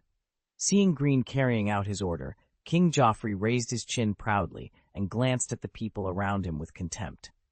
Sir Jaime stood up and stopped the two blue robes who were striding forward. He first glanced at Greene, then looked at King Joffrey and said calmly, You shouldn't find anyone else. This is my business. He added, When I walked out of the cell, they were all vigilant because of the poisoning at the wedding banquet in Riverrun. We had no other chance at all. Bravery does not mean stupidity, Joffrey. After his words fell, Joffrey said angrily, Jaime, you are a cowardly prisoner. Why are you preaching to me? After speaking, he walked up to Jaime and said arrogantly, My father, Robert he could kill Rhaegar with his warhammer in the midst of thousands of troops. And you. After sizing up the person in front of him, King Joffrey said with ridicule in his tone, You have no courage. You will never do it. You will only run away. Sir Jaime clenched his fist with one hand, and with the other hand he stopped Tyrion, who was about to speak. Seeing Sir Jaime tightening his lips and not speaking, the corners of King Joffrey's mouth turned up. A person who begged for mercy from a traitor can no longer be my guardian of the East Mirror. Sir Jaime's voice turned cold. I did not beg for mercy. King Joffrey smiled contemptuously. He didn't believe Jaime's justification at all. Ignoring Jaime, he looked to the other side. Earl Greene, you followed my order and led the troops to capture the Duke of the Eagle's Nest City. I want to reward you. From now on, you will be the guardian of the East Mirror. When Greene was stunned by King Joffrey's sudden appointment, Sandor's harsh and hoarse voice sounded. King, this kind of matter needs to be discussed in the Royal Council. I am the king, and I have the final say. King Joffrey was about to draw his sword, the lion's tooth. Sandor pressed down his big hand to stop King Joffrey from drawing his sword, and said, You have the final say, King. King Joffrey snorted coldly and announced, I, Joffrey first of House Baratheon and House Lannister, in the name of King of the Andals, the Rhoynar and the First Men, appoint Greene Kleb as the guardian of the East Mirror. There was silence all around. King Joffrey's declaration hung in the air, met with a mix of shock and apprehension. Joffrey looked around, his gaze finally settling on Greene, who was still in a daze. His voice carried a hint of anger. "Earl Greene, are you going to disobey the king's order?"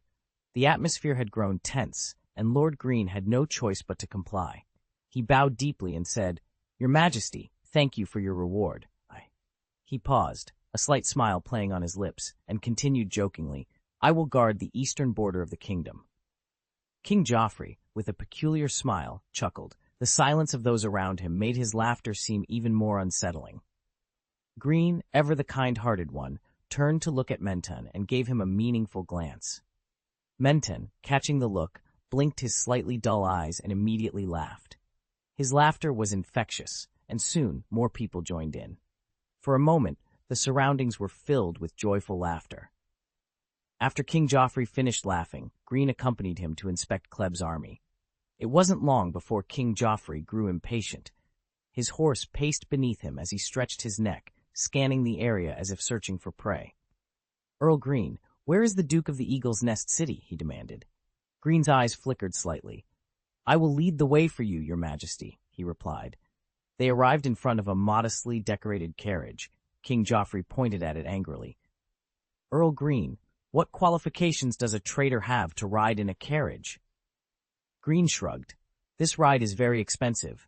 The Duke of the Eagle's Nest gave me many golden dragons." King Joffrey was momentarily taken aback, then burst into laughter. After a while, he stopped and looked at the carriage with excitement. "Let the Duke of the Eagle's Nest City get out," he ordered. The carriage door opened, and Maester Cormon, holding Robert Arryn, was roughly pulled out, his blue robes fluttering. Maester Cormon staggered several steps before regaining his balance and bowed tremblingly. Joffrey leaned forward, his eyes gleaming with excitement as he looked at little Robert. "Kneel down, traitor Lord Arryn," he commanded. Maester Cormon first set little Robert down, then knelt on the ground and whispered, "Your Majesty, he is the king. You must kneel down and salute." Little Robert pouted. "I won't kneel. I'm hungry." Maester Cormon glanced nervously at King Joffrey, who was perched on his tall horse. "Please, Your Majesty, Duke, let's bow properly first, and I will find some food for you later." "I want soft eggs and crispy bacon," little Robert demanded. "Okay, I'll prepare it for you in a moment. But first," Maester Cormon began. Little Robert slapped Maester Cormon's hand away. "No, I want to eat it now." Maester Cormon raised a finger to his lips. "Your Excellency, let's first." No, I want to eat it now." Little Robert twisted and turned, his whole body writhing in defiance. Maester Cormon was sweating profusely, on the verge of tears. "Shut up," Joffrey roared irritably. Little Robert was momentarily frightened into silence, but soon resumed his screaming. No, Maester Cormon wailed to Joffrey. "The Duke is still young. I beg your forgiveness, Your Majesty the King." The screams and pleas mingled, creating a cacophony that was giving everyone a headache. "Shut up," King Joffrey bellowed again, a twisted smile forming on his face. "My dog, go and pluck out Duke Arryn's tongue." "As you command, King," the hound responded obediently. He immediately dismounted and strode over. His large frame cast a shadow, blocking the sunlight. As Sandor, with his burly build and half-rotten face, approached, little Robert stopped screaming. Standing in front of little Robert, Sandor wore a cruel expression. "Kid, if you make any more noise, I will pull out your tongue right now." Little Robert burped in fear. Maester Cormon hugged the trembling boy tightly. "Your merciful Majesty, please forgive us for our offense," he pleaded. Sandor took a step back and looked sideways at King Joffrey. King Joffrey, still on his horse, looked down at the scene with a satisfied Scion. King Joffrey looked at the trembling little Robert and suddenly smiled as an idea struck him. He turned to the Kingsguard, Osmond Kettleblack, and said, "Sir Osmond, fetch me a rope." Osmond reached for a bundle of thick rope hanging from his saddle. "Your Majesty, I have it ready," he replied. "Very well, Sir Osmond. Give me one end of the rope and the other end." Joffrey's smile widened as he continued, "Tie the other end to Lord Arryn's neck." He then announced loudly, "I will lead Lord Arryn into King's Landing, and I will let everyone see my prisoner." Maester Colmont tried to intervene but was shoved aside by Sir Osmond. Just as Osmond was about to place the rope around little Robert's neck, Sandor Clegane's large hand stopped him. King Joffrey shouted angrily, "Dog, what are you doing? Get out of my way!" Sandor extended a finger and replied, "His neck is too thin. You have to be careful. It won't be fun if you break it, King." Joffrey seemed to consider Sandor's words. He frowned, deep in thought. He had prepared many games and didn't want little Robert to have any accidents. After a moment, he asked, "My dog, do you have a better idea?" Sandor Clegane pointed at Maester Colmont, who was lying on the ground. "Tie him up and let him hold this noisy brat." King Joffrey's face twisted in anger. "Idiot, he is not the Duke of the Eyrie," he snapped. Greene lightly kicked his horse's belly, moving forward. "King Joffrey, do you need us to prepare a horse for you?" he asked, trying to diffuse the tension. Chapter 310. Red Castle. Horse. King Joffrey murmured, then suddenly chuckled. "Earl Greene, how many golden dragons do you plan to collect from Duke Aaron this time?" He laughed again. "Will it be more expensive than riding a carriage?" Greene raised his face and smiled, amused by Joffrey's peculiar thought process. He made a subtle gesture, and Menton, who was becoming more proficient in his role, led everyone in laughter once more. When King Joffrey stopped laughing, Greene leaned slightly towards him and lowered his voice. "Perhaps a prisoner sitting on a tall horse can better highlight the majesty of the king." King Joffrey looked suspicious, so Greene continued. "I heard that King Robert did something similar when he was young. At that time, the captured enemies made him appear more powerful and feared." Joffrey's eyes filled with excitement. Greene made rough gestures with his hands. "At the very least, you can lead me." Following Lord Greene's suggestion, little Robert was placed on a horse. When it came time to tie him up, Sandor was kicked several times by King Joffrey for refusing to do it. Eventually, the task fell to Sir Osmond, who quickly completed it and handed the end of the rope to King Joffrey. The team set off towards King's Landing. King Joffrey, surrounded by the Kingsguard, personally led his prisoner, the Duke of the Eyrie, walking at the front with his head held high. Behind them rode Greene, Jaime, and Tyrion side by side. Sir Jaime looked forward with a complicated expression. Is this a good thing or a bad thing? Greene's brown eyes moved slightly, glancing at Jaime, but he remained silent. After a pause, Tyrion said, "At least it's not a very good thing." Sir Jaime tilted his head. "Tyrion, what are you talking about?" Tyrion smiled. "Then what are you asking, Jaime?" Sir Jaime rubbed his head as if he had a headache. "I am really not suitable for playing word games."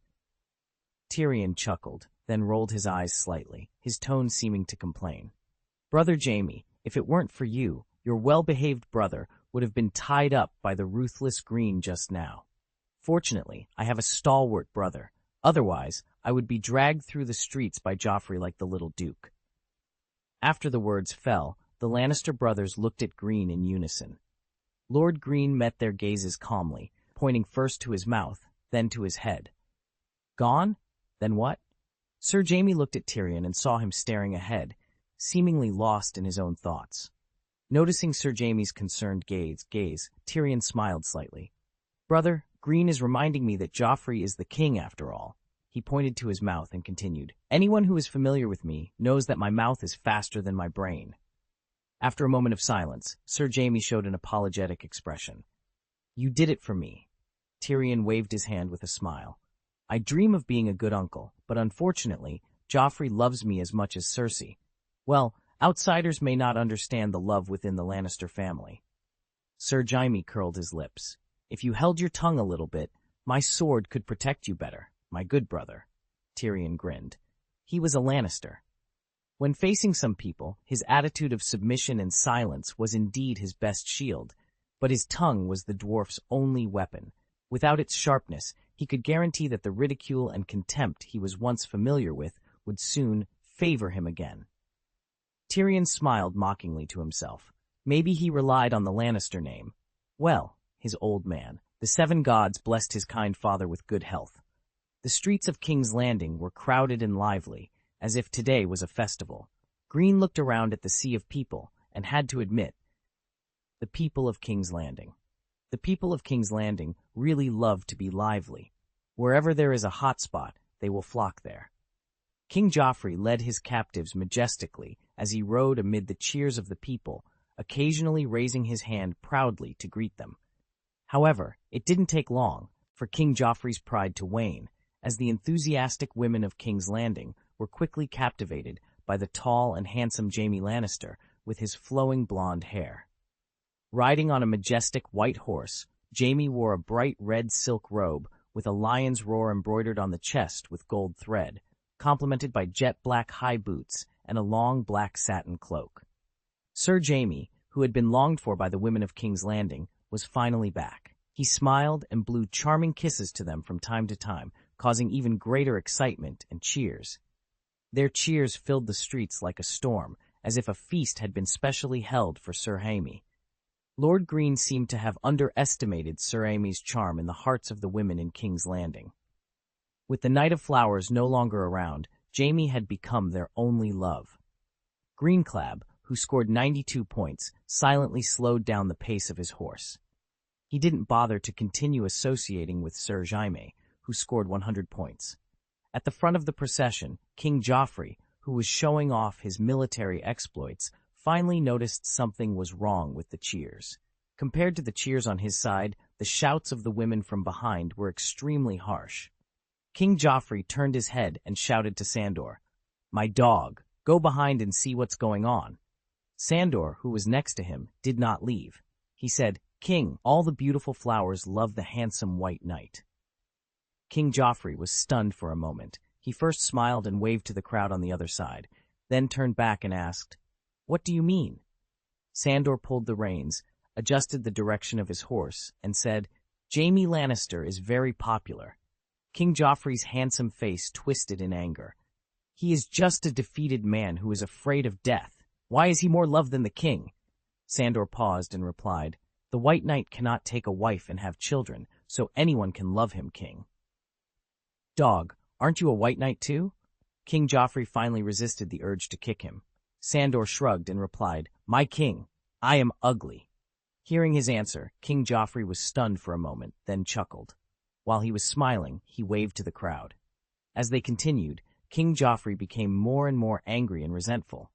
Jaime was a defeated man who had been a prisoner, while he, Joffrey, was sitting in the Red Keep. He had not only quelled the rebellion in the valley, but also captured the Duke of the Eyrie. Now, Jaime had robbed him of the cheers he should have enjoyed. King Joffrey was very angry. He gritted his teeth and said, "I don't like my uncle." Cheers continued on both sides, and Sandor saw his king speak but did not hear the words clearly. He lightly kicked the horse's belly, got a little closer, and said, "King, what are your orders?" With his chest and abdomen heaving, King Joffrey looked back bitterly, kicked his spurs fiercely, and said, "Speed up!" The horse in front suddenly ran forward, startling the horse being led behind. If Sandor hadn't acted in time, little Duke Robert on the saddle would have almost fallen off. Academician Kemen, who had been trotting next to the horse, was startled. He watched the horse run further and further away, but was unable to keep up. "Give this fool a horse," Sandor ordered first, then kicked his spurs and galloped forward. The deer and lion flags ahead quickly disappeared. The elegant Sir Jaime was too busy dealing with the passion of the women of King's Landing to pay attention to anything else. Tyrion was too small to see. Therefore, for the time being, only Lord Greene discovered that King Joffrey had taken the lead. It was approaching noon, and it wasn't until they arrived near Hook Lane and said goodbye to the enthusiastic people that Tyrion suddenly realized what had happened. Sir Jaime stretched his neck, scanning the surroundings. "Where's Joffrey?" he asked, frowning. King Joffrey was indeed missing. Greene's voice broke the silence. "He left when we reached the middle of Flea Bottom Street, accompanied by 2 Lannister gentlemen." Sir Jaime nodded, indicating he understood, while Tyrion merely shrugged. Neither seemed overly concerned. Despite Joffrey being a minor king, there was an inherent arrogance in the descendants of top nobles that made such behavior unsurprising. Greene glanced towards the Red Keep and sighed inwardly. It seemed he was the only one truly loyal here. Coughing to clear his thoughts, he refocused on the conversation. Tyrion, with a mischievous glint in his eye, said, "Brother Jaime, if you wish, You can enjoy the company of beauties without even spending a golden dragon." He sighed dramatically. "I'm almost dying of jealousy." Greene chuckled. "Sir Jaime, if you join me in future parades, I'll make sure to keep my distance." He added with a grin, "It would be best if you took the initiative to stay away from me." Sir Jaime, unfazed by the glares from Greene and Tyrion, simply smiled. The Red Keep loomed closer, and Jaime unconsciously urged his horse to go faster. Despite the admiration of many, his heart belonged solely to Cersei. Greene noticed Tyrion deep in thought and quickened his pace as well. At the gate of the Red Keep stood Kevan Lannister, with his round shoulders, thick waist, and blonde hair. He greeted them with a kind expression. Tyrion's voice was filled with surprise. "Ah, Uncle Kevan!" Sir Jaime smiled and nodded. Both he and Tyrion dismounted and approached quickly. Greene observed Sir Kevan, who bent down to embrace Tyrion and raised an eyebrow, sensing that Kevan's presence might be related to him. Dismounting, Greene, accompanied by more than a dozen guards including Menton, Brienne, and Angay, walked towards the gate. As he approached, Sir Kevan turned his attention to him, a friendly smile on his face. Greene stopped and looked at Sir Kevan for a moment. He nodded slightly, curving the corners of his lips into a polite smile. "Good day, Lord Lannister." Sir Kevan, bald with a thick chin and a close-cropped beard, returned the smile. "Good day, Count Kleb." Chapter 311, Redcastle 2. Tyrion glanced at James with a smile and said, "Earl Greene, my friend, I am honored to introduce you." He extended a hand towards Sir Kevan.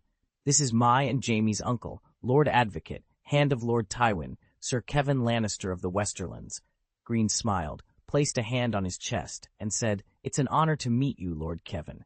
Tyrion then turned to Sir Kevan. "My uncle, please allow me to introduce to you," he gestured towards Greene. "This is the Conqueror of the Valley, a renowned general in the Seven Kingdoms, Earl Greene Kleb of the Crabclaw Peninsula." After a brief pause, Tyrion nodded gratefully to Greene and continued, "In the Riverlands, when the lions were in dire straits, it was Earl Greene who saved Jaime and me from the wolves. He is my savior, Uncle Kevan." Sir Kevan placed a hand on his chest and said, "Lord Greene, thank you for everything you have done for Jaime and Tyrion." Sir Jaime's lips curled into a slight smile. "Lord Greene, a Lannister always pays his debts." Tyrion was also smiling, but his eyes shifted slightly as he secretly glanced at Sir Kevan. His uncle's kindness seemed a bit unusual.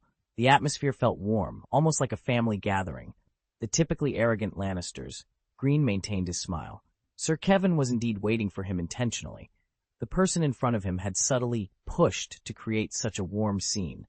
In such situations, many people might easily lose part of their critical thinking, perhaps agreeing to inappropriate invitations without much thought. Sir Kevan's tone was kind. "Earl Greene, my brother, Lord Tywin, has been looking forward to meeting you. When he heard that you arrived in King's Landing, he specifically asked me to welcome you." Greene smiled reservedly. "Lord Kevan, I am deeply honored. Please convey my respects to the Prime Minister for me." His smile faded slightly. "After I have met Queen Cersei, please allow me the honor of meeting Duke Tywin at the right time." If Lord Greene went to see Duke Tywin first upon entering the Red Keep due to not being able to refuse the hospitality, what would Cersei think? Given Cersei's character, she might not reveal anything, or she might worry about Greene being swayed by Duke Tywin and try to please him. It's possible to imagine and operate, but it's not necessary. This is just a small plot by the Lannisters, a minor temptation.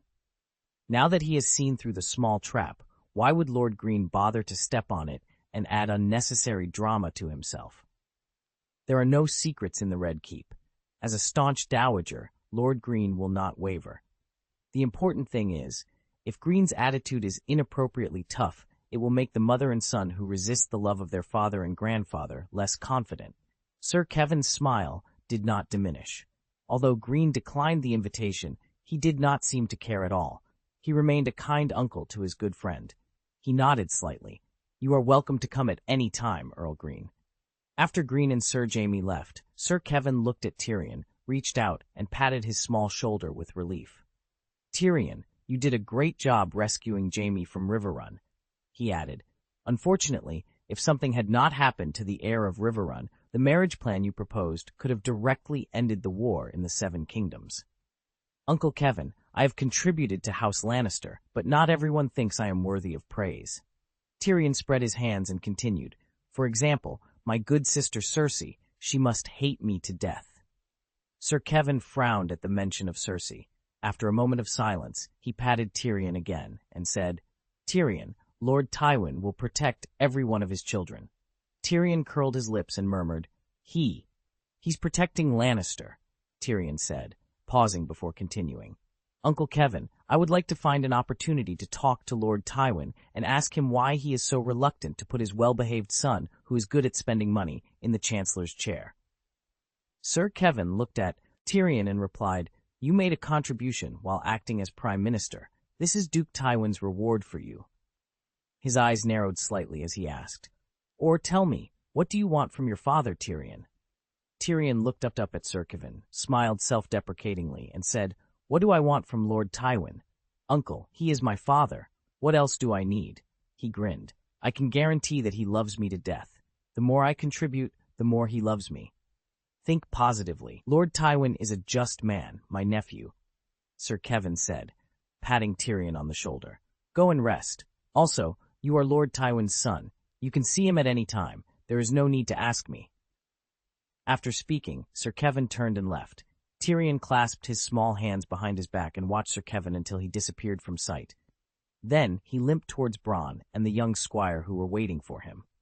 Before he could meet his amiable father, he needed to gain gentle comfort and necessary courage from Shay.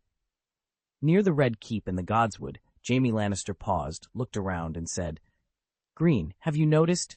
This place seems different from before? Hearing this, Greene glanced around casually and said, No change, it's still the same. After a pause, he added, Maybe your steps are too fast. Greene first glanced at the beautiful clothes Jaime was wearing, then felt the hard plate armor on his body, and joked, I don't mind running over. Jaime glanced sideways at Greene, stepped forward, walked for a while, and suddenly said, Did you and Sir Kevin have a conflict just now? I'm sorry, I can't find the right words. Greene shrugged, pondered for a moment, and said, The little accident just now can help us confirm something. After walking a few more steps, he continued, Queen Cersei's situation in the Red Keep may be even worse than I imagined. Jaime frowned, thought for a moment, and then said, Are you referring to the marriage? Greene glanced in the direction of Magda and said, It's not just because of the marriage. In Mecta Hall, Greene and Jaime waited for a while. The waiter's voice rang out, Welcome, Queen Regent? Then the waiter's voice came again, Welcome, Your Highness the Princess. Greene raised his eyebrows slightly. On the stairs, Queen Cersei held Princess Myrcella's little hand and walked down slowly. Chapter 312, Red Castle Princess. Myrcella wore a burgundy dress similar in style to Queen Cersei's. Her long golden curls and jewel-like blue eyes made her look like a younger, kinder version of her mother. It had been a few months since they last saw her, and she seemed to have grown taller. Lord Greene withdrew his gaze and was about to salute when he noticed Jaime's warning look. Greene raised an eyebrow and stared back, silently questioning Jaime's intentions. Unfortunately, Jaime didn't understand and glanced sideways at Greene again. A red skirt appeared in their sight, and both Greene and Jaime moved toward the stairs, placing their hands on their chests in salute. As Queen Cersei descended the stairs, her eyes flicked back and forth between Jaime and Greene, noticing their subtle interactions. She curled her lips in satisfaction, interpreting their behavior as a competition for her favor. Proudly, she raised her chin slightly, feeling empowered by the presence of her two loyal knights. Queen Cersei approached with Princess Myrcella, releasing her daughter's hand and standing quietly for a moment before speaking. Sir Jaime. Jaime raised his eyes, captivated by Cersei's charm. Her eyes conveyed love and longing, and in that moment, Jaime's world was filled only with her. He responded slowly, Cersei, the Queen Mother. With outsiders present, their gazes were restrained, but the connection between them was undeniable. Queen Cersei's eyes held a gentle smile as she nodded. Then, she turned to Greene, extending the back of her white hand towards him. Earl Greene, welcome back. Queen Cersei, the Vale and Crabclaw Peninsula are at your disposal, Greene replied, gently lifting her fingertips and giving a symbolic nod to the back of her hand. On the surface, Cersei seemed the same as always, still showing her affection for Jaime. However, Greene sensed something deeper in her seductive glances and the secretive touch of her fingertips. After Greene finished speaking, Queen Cersei nodded with satisfaction. Princess Myrcella then held up her skirt, bowed lightly, and said, "Good day, Uncle Jaime, Earl Greene." Greene and Jaime returned the greeting together. "Good day, Princess Myrcella."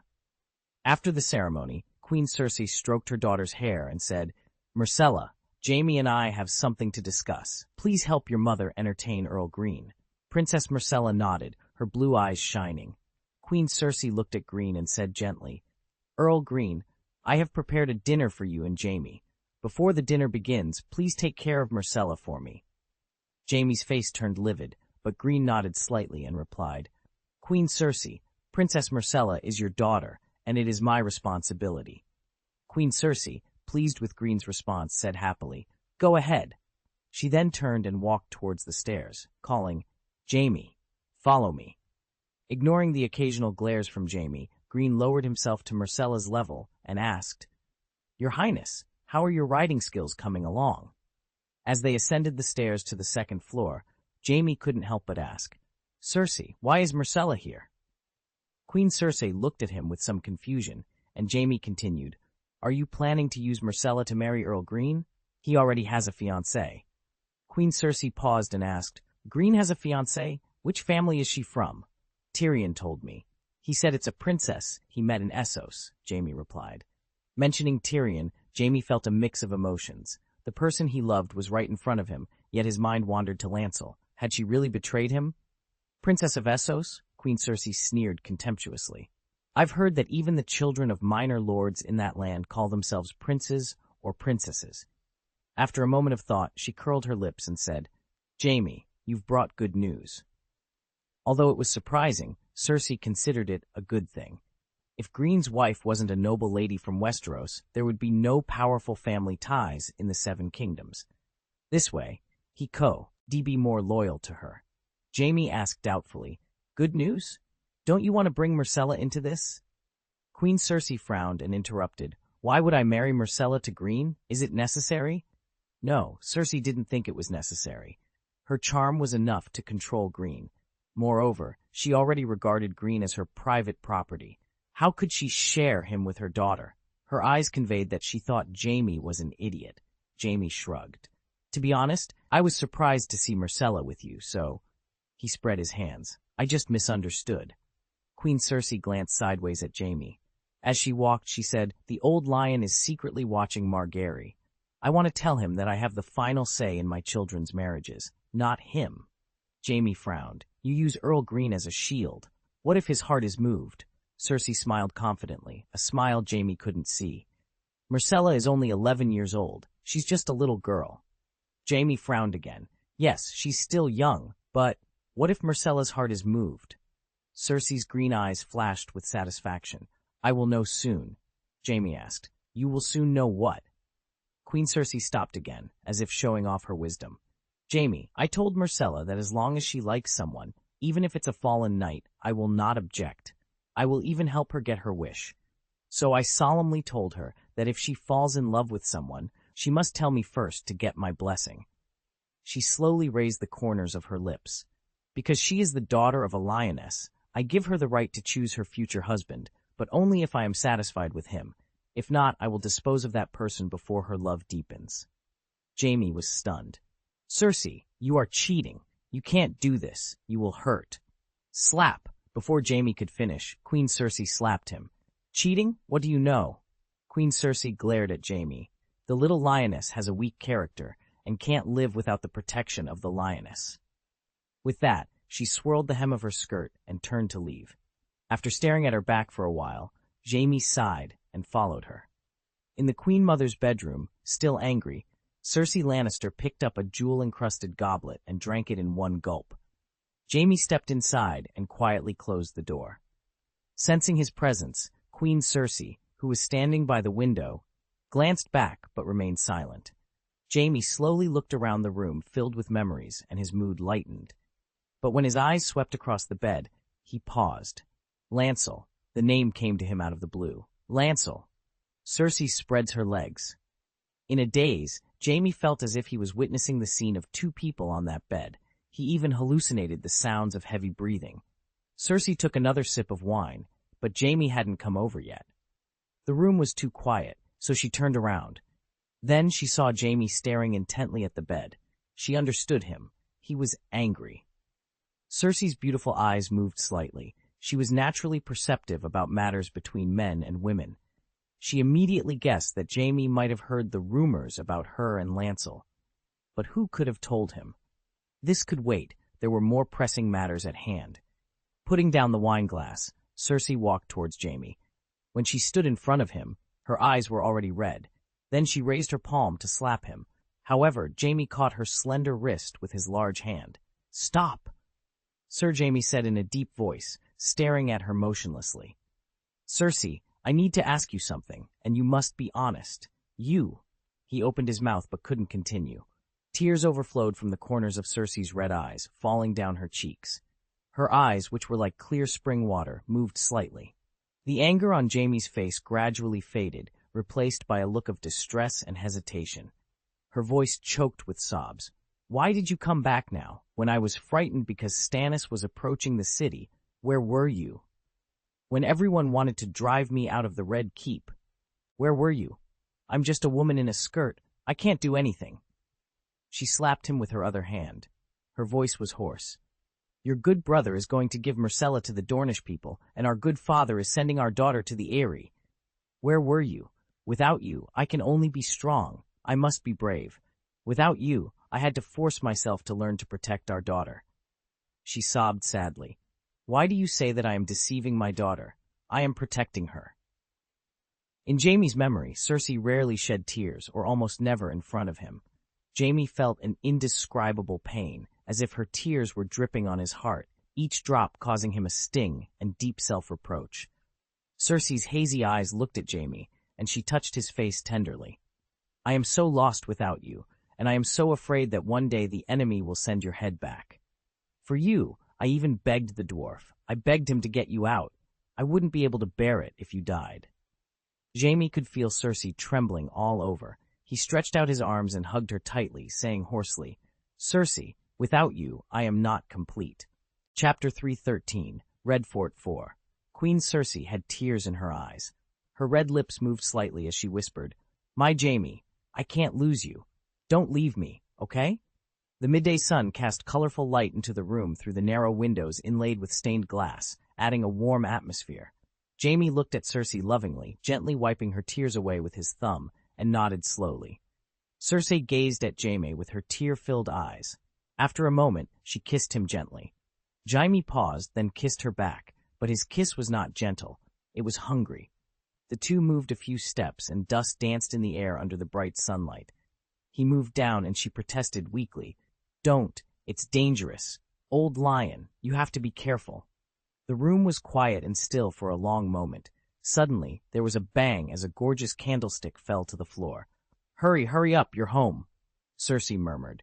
Her burgundy dress fell onto the mill carpet, followed by the white silk lining. Then came the scarlet robe and black breeches. She guided him with her hand.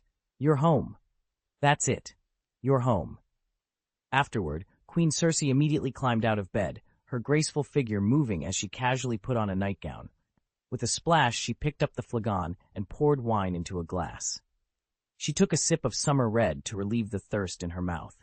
Holding the wine glass, she turned to Jaime on the bed and said, "You are too impulsive. There are ears everywhere in the Red Keep. We must be careful." Jaime, still unsatisfied, reluctantly got out of bed and bent down to pick up his clothes.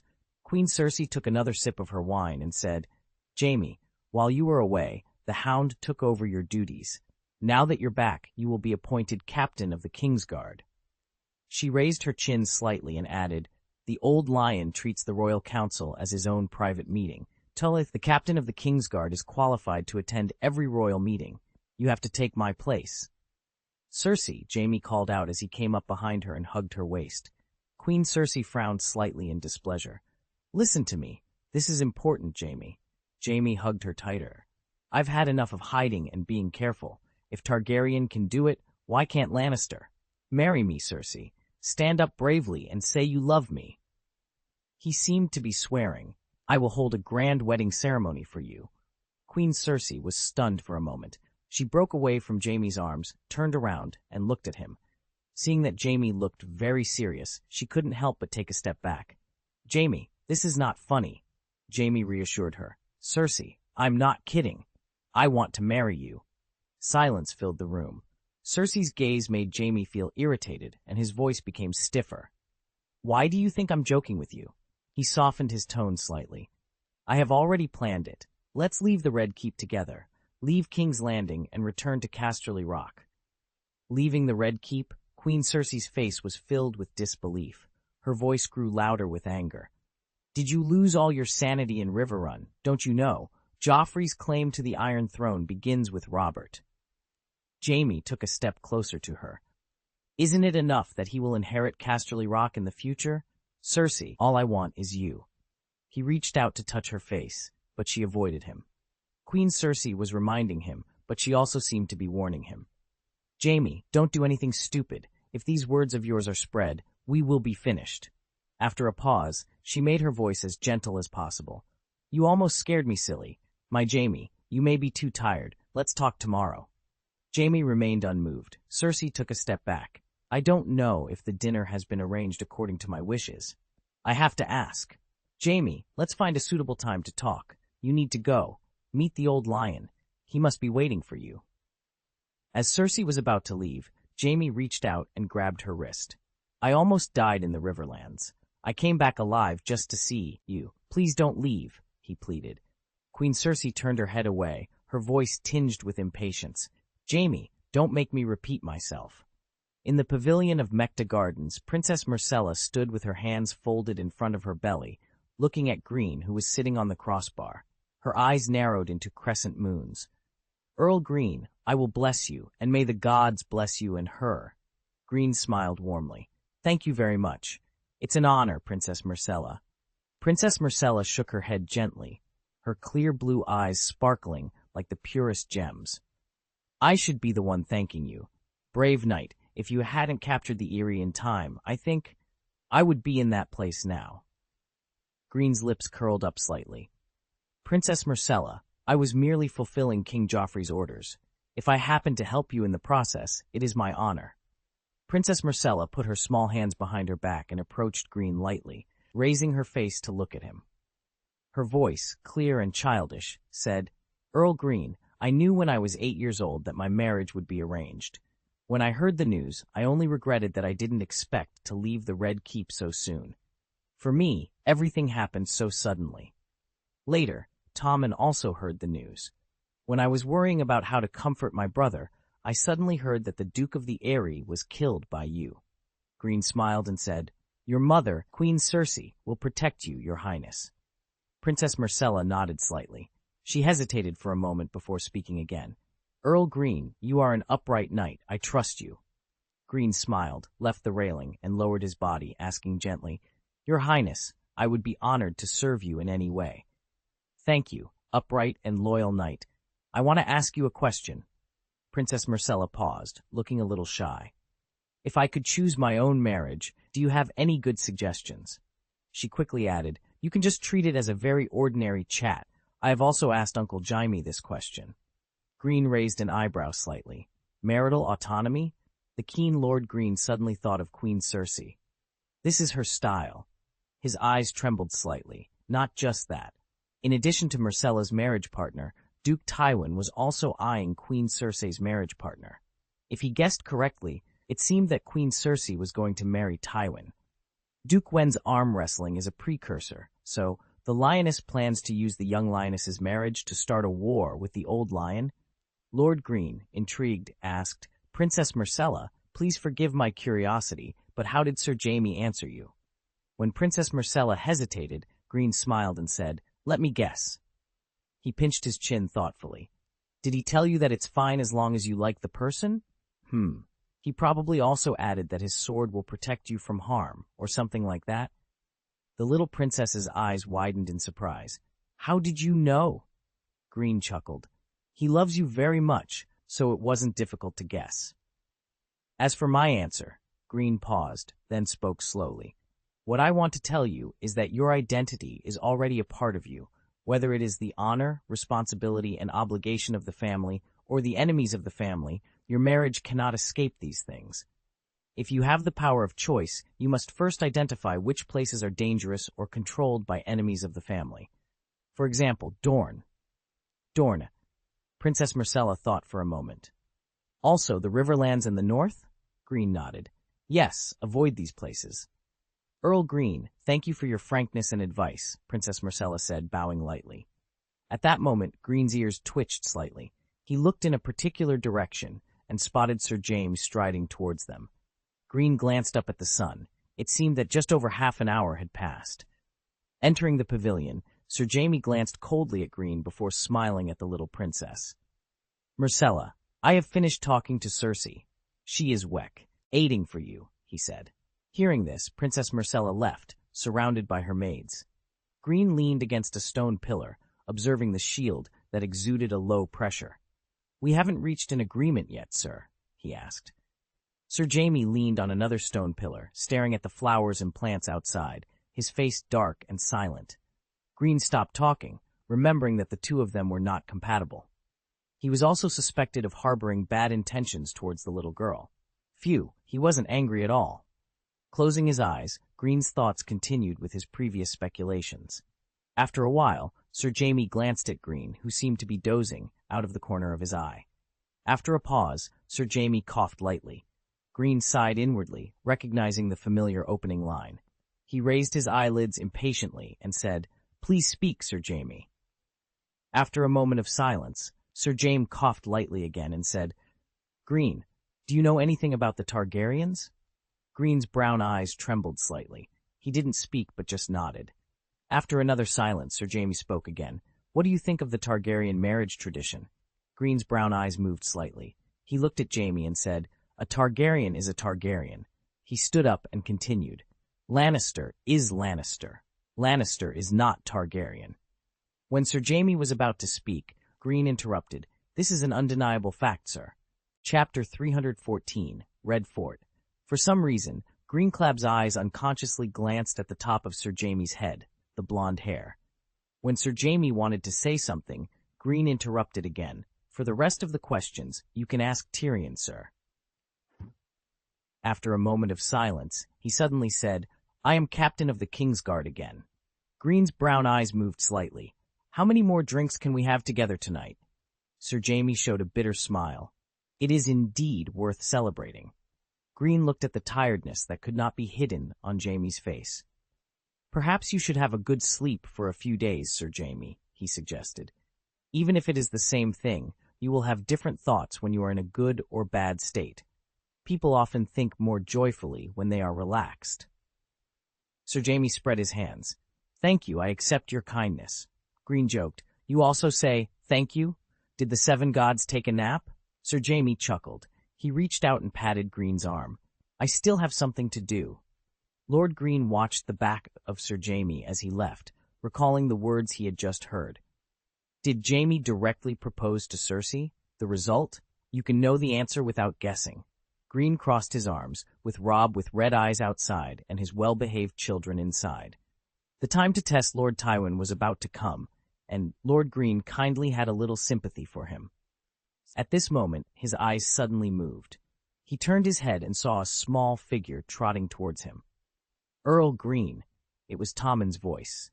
He was running over with brisk steps, his little fat face full of excitement and anticipation. Outside the Prime Minister's tower, the red-robed Lannister guard opened the door inside. Lord Jaime, gods bless you. I finally have you back. Sir Jaime's lips curled up slightly. My coming back has nothing to do with the gods. It was Tyrion, Earl Greene, and Sir Adam who saved me. Climbing up the stairs and coming to a door, Jaime went straight into his father's study without knocking, as he had done before. Lord Tywin, tall and upright, was sitting by the fireplace. He glanced at his eldest son and said, Jaime. His tone sounded as if they had met at breakfast. I heard that you were injured, and it seems that you are recovering well. Sir Jaime closed the door. I accidentally got bitten by a wolf. Duke Tywin pointed to the wooden chair beside him. After you escaped from Riverrun, I got the news soon. I ordered Sir Amory, who was stationed at Harrenhal, to send out all the cavalry to search. Kevin also headed towards the river. Some forces in the area reported the situation and asked the other party for assistance. After Sir Jaime sat down, he smiled. The wolves are biting hard. Fortunately, Kleber's cavalry arrived in time. Seeing his father's eyes staring at his injured forearm, Sir Jaime pulled up his sleeves to let him see clearly. It's okay. Lord Tywin tapped his chin and reminded, Lannisters must pay their debts, so repay this favor as soon as possible, my son. I understand, father. After a pause, Sir Jaime added, Tyrion did a lot of work. If it weren't for his cleverness, I wouldn't have escaped from that ghost place so quickly. Lord Tywin pursed his lips, paused, and reminded his son again, Jaime, the person who enjoys the honor of Lannister, has the obligation to contribute to Lannister. Sir Jaime shrugged. As he was adjusting his sleeves, Lord Tywin asked, Will it affect your use of the sword? Hearing this, Sir Jaime moved his forearm, smiled, and said, To be honest, it is more flexible than before. I am also surprised, father. Very good. Lord Tywin raised the corners of his lips in a rare move. He continued, Now, the war between us and Little Running Wolf is unavoidable. Casterly Rock can only use more resources. We must end the war as soon as possible. He tapped his fingers on the armrest and muttered, A better situation would be to let other forces join us in our wolf-wrangling game. James, do you have a way to get the Kleb family's army to join us? Earl Greene. Sir Jaime leaned back in his chair and replied, Father, we can only rely on Cersei for this matter. Without her permission, I don't think Earl Greene will use the army. Duke Tywin's light green eyes stared at his son for a while. Jaime, I have taught you that there is no eternal loyalty in this world. The most important thing in the game of power is the transaction. What does the other party want? And what you have in your hands is the key. He looked directly at Jaime. I'm asking you, not Cersei. Sir Jaime hesitated for a moment, then said, Father, if you promise not to marry Cersei off, I think she will be willing to cooperate. Enough! Sir Jaime's words were interrupted by Lord Tywin's angry voice. He stared at the fireplace, calmed down, and said, Her stupidity, her indulgence of Joffrey, she has left enough trouble for the Lannisters. She must leave the Red Keep, and you. Duke Tywin looked at Jaime again and continued, It's time for you to end your nightly game. I need you to go to Casterly Rock as soon as possible. Sir Jaime interrupted in disbelief. Father, as long as the Kingsguard takes an oath, they must serve for life. Duke Tywin suppressed the anger in his heart and said, When Cersei expelled Sir Barristan from the Kingsguard in the name of old age, the tradition you mentioned was broken. Now, all we have to do is give generously. Give the church a gift, and they will be happy to relieve you of your obligations. Admittedly, it was a big mistake for Cersei to expel Sir Barristan, but on the other hand, it also opened the door for us. So someone has to come forward and close the door again. Sir Jaime interrupted Lord Tywin again. He stood up from his chair and said, Father, I've had enough of other people's gossip, and I don't want to add to my worries. Besides, I don't want to be the captain of the Kingsguard, but since the job falls on me, I have a responsibility. Of course you are responsible. Duke Tywin also stood up. His eyes were fixed on Jaime. You are born to be responsible for the Lannister family. You were the heir of Casterly Rock in the past, and you should be the heir in the future. After a pause, Lord Tywin suppressed his anger and said, I have decided to hand over Tommen to your discipline and let him be your squire and adopted son. I don't want his mother to spoil him. I will wait for him to learn how to be a true Lannister in Casterly Rock. When he comes of age, I will let him inherit Storm's End. He stretched out a hand, grabbed Sir Jaime's shoulder, and said, My son, it's time for you to get married too. Your marriage is very important to the Lannisters, and the Tyrell family is to us. Sir Jaime took a step back, and Lord Tywin's hand flexed in midair. Sir Jaime shook his head. No, I don't want to get married, and I don't want your Casterly Rock. Lord Tywin suddenly shouted loudly, You are my son. Sir Jaime did not give in. He raised his voice and said, I am the Kingsguard. I am the captain of the Kingsguard. This is the meaning of my life. The fire in the fireplace shone on Lord Tywin's strong golden beard, reflecting golden light and highlighting his angry face. Sir Jamie's expression was extremely determined, and a vein popped out in Lord Tywin's neck, but he did not speak. The tension and silence continued. I don't know how long it took, but Sir Jaime looked at his father, and he gradually felt apologetic in his heart. He murmured, "Father, you are not my son." Duke Tywin turned his back to Sir Jaime and said coldly, "You said you are the captain of the Kingsguard. That is the meaning of your life. Very well, sir. I will no longer delay you in fulfilling your duties. Please leave." As night fell, stars twinkled in the sky. In the Queen's ballroom in the Meg Tower, candles dotted every corner, their light reflecting the ornate tapestries on the walls and casting a warm glow over the room. The exquisite carvings on the ceiling glistened under the flickering light, casting a warm glow that mimicked daylight. On the dining table, fresh fruits and delicate desserts were arranged on silver plates, their aromas mingling with the scents of various delicacies and fine wines that filled the air. The men and women attending the banquet were dressed in splendid attire, chatting in small groups, while waiters and maids moved quietly among them. Soft melodies floated from the balcony, adding an elegant touch to the festive atmosphere. In the midst of the cheerful ambiance, one of Queen Cersei's maids found herself cornered by Lord Greene in a secluded part of the hall. The laughter and music seemed distant here, replaced by the sounds of crying and pleading. "Master Greene, please, I will die." The maid, dressed in a low-cut maid gown, pleaded desperately. Lord Greene casually tossed a purse, which landed in the maid's lap. "There are no secrets in the Red Keep, Maid Mira.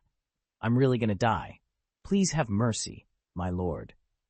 Mira's voice trembled with fear. "I must remind you that your behavior may easily attract others' attention," Greene said, leaning against the wall and looking down at the maid huddled in the corner. "You don't have much time." Maid Mira trembled. "Master Greene, I truly don't know." Lord Greene's eyes narrowed. "How dare you deceive the nobles?" Mira shuddered, tears welling up in her eyes. She regretted her earlier actions, having succumbed to temptation and inadvertently revealing secrets to Earl Greene. I'll tell you everything," she stammered. After listening, Greene confirmed, "On the day the Archbishop passed away, did you see the guard named Osney quietly enter the Queen Mother's bedroom?" Maid Mira nodded, tears streaming down her face. Greene pressed for more details. "How long have you been here? Have you noticed any other abnormalities?" After the interrogation was completed, Greene patted the frightened maid on the shoulder with satisfaction. "Very good. I heard that your fiancé is in the patrol team of the Golden Cloaks." In the end, Lord Greene's generosity left Maid Mira feeling relieved, her steps lighter as she left. Greene then approached the table and picked up a silver wineglass. He shifted uncomfortably, as he was not wearing his ancestral plate armor due to the banquet, which made him feel uneasy. Not long after, a herald's voice rang out, "Welcome! Salute to Her Majesty Cersei, Queen Regent, Guardian of the Realm, House Lannister." Chapter 315, Red Fort. The guests present suddenly became quiet, turning their attention towards the direction from which the sound came. Not long after, Queen Cersei appeared. She was wearing an off-the-shoulder dress in the bright red of the Lannister family. A crown studded with gems adorned her long golden curly hair, sparkling and charming. An emerald necklace rested on her collarbone, its bright color blending with her blue eyes, adding a sense of nobility and elegance. The guests bowed their heads and saluted to show respect to the Queen Mother Regent. Cersei Lannister walked gracefully among them with a smile on her face, responding to greetings now and then. Everyone present was fascinated or attracted by the charm exuded by Queen Cersei, but Lord Greene's eyes passed over her and focused on the two men following her. They were tall and similar in appearance, both with black hair and hooked noses. One had a serious face, while the other had an upturned lip. Their characteristics were obvious, and Greene easily guessed their identities. They were Sir Osfley and Sir Osney, two of the three Kettleblack brothers. His heart stirred, and he looked for Sir Jaime among the crowd, but did not see him. Was he delayed by something, or did he not plan to attend the banquet hosted by Cersei for them? As Queen Cersei approached, Greene stepped forward and bowed, saying, "Queen Cersei."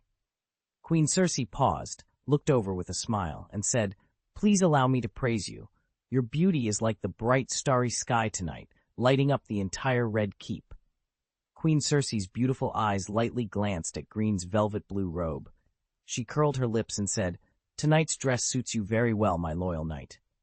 Greene was a well-known member of the Queen Mother's party and a lord with a powerful army. Additionally, tonight's banquet was essentially a gathering of the Queen Mother's party. His interaction with her quickly attracted most people's attention. She added, "Tonight is a welcome banquet for you. Enjoy tonight, Earl Greene." Greene bowed again. "You are so thoughtful. This is a great honor for me, Your Majesty Cersei."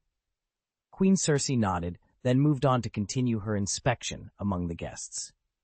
Greene watched her politely, but his eyes suddenly caught Sir Osney's gaze before he could look away. Was there hostility in his eyes? Although Sir Osney was caught by the Greene nobles in his little tricks, he just responded with a strange smile. One of Greene's eyebrows raised slightly. Could it be that deep love gave him incomparable courage? Sir Osney seemed to notice Osney's abnormality and frowned. He stopped, turned around, and saluted Greene, caressing his chest as if apologizing on behalf of his younger brother. Lord Greene waved his hand as if he didn't care. He was not angry at all for this small offense. As Queen Cersei and the Countess of Stokeworth exchanged greetings, Sir Osney whispered sternly to his brother, "Osney, do you know what you were doing?" Sir Osney shrugged slightly. "Osney, my way of saying hello is just a little different from others." Seeing his brother's reaction, Sir Osney frowned and said, "If you want to live a good life, you should stay away from that gentleman in the future." Sir Osney seemed to disagree with his brother's suggestion. "Osney, we are all favorites of Her Majesty the Queen Mother. This is a sign of loyalty on my part." Sir Osney wanted to speak, but Queen Cersei was already walking towards the other guests, so he had to follow immediately. At this time, Greene was surrounded by more than a dozen young nobles, who were his old colleagues, the stewards of Queen Cersei. During the chat, someone suddenly said, "The three Kettleblack brothers can be said to be the upstarts of the Red Keep. It's really amazing." "Yes, the three brothers. Sir Osmond is the King's Guard," another added. "Sir Osfrey is the captain of the Queen Mother's Guard, and Sir Osney is her personal guard. It is indeed impressive." "Oh, Sir Osmond claims to have served in the Knights, a mercenary group on the Stepstone Islands, and he is proud of it." Well, the Kate Black family has long been in decline. They have forgotten the true honor of being royal nobles. Keep your voice down. They now have the trust of Her Majesty the Queen Mother. The young and handsome stewards were conversing, but their eyes occasionally glanced at Lord Greene. Lord Greene listened calmly, seemingly uninterested in their conversation. Someone suddenly sighed. "I think soon, if we want to meet Her Majesty the Queen Mother, we must first get the permission of Brother Kate Black." Another regretted, "I should have been more polite to them if I had known this." "Ha ha, I remember you called Sir Osfrey the mercenary knight." "Humph, when Stannis's army surrounded King's Landing, Osfrey and Osney had never been on the battlefield, yet they were canonized as knights." "I also heard that the three Kate Black brothers were originally employed by Lord Tyrion, and now, I don't even know how to describe their actions." Lord Greene coughed lightly to attract the attention of all the stewards. They all looked at him with anticipation and expectation in their eyes. After a pause, Greene glanced at everyone and asked, "Are you questioning Queen Cersei?" After his words fell, the surrounding air seemed to freeze for a second, and then the stewards coughed one after another. "No, absolutely not. You misunderstood." Greene smiled, then pointed to another place where Queen Cersei had already completed a circle in the hall and finished meeting the guests. Queen Cersei stood on the steps of the main seat. A waiter brought her a golden wine glass inlaid with gems. Greene led his old colleagues to the front of the crowd, and then he noticed that Sir Jaime was already there, standing before the crowd. Sir Jaime, clean-shaven, stood with one hand behind his back, chest puffed out, and a smile on his face. Seeing Greene looking at him, he nodded slightly. Greene nodded back, and at the same time, his mood suddenly became much more relaxed. "Everyone." Queen Cersei held the wine glass in her hand and raised her voice. "The high walls of Riverrun and the despicable running wolves, they cannot trap the Lion of Casterly Rock, the captain of the Kingsguard, Jaime Lannister. He defeated the running wolf. She raised her glass in Jaime's direction. For Sir Jaime! For Sir Jaime! For Sir Jaime! For Sir Jaime! Everyone present followed Queen Cersei and echoed her toast. Greene also raised his glass to Sir Jaime, who seemed to be resurrected on the spot. He had to admit that if Cersei had enough patience to perform, she could easily win some people's hearts, but her character would not allow it. She is a woman who will not wrong herself.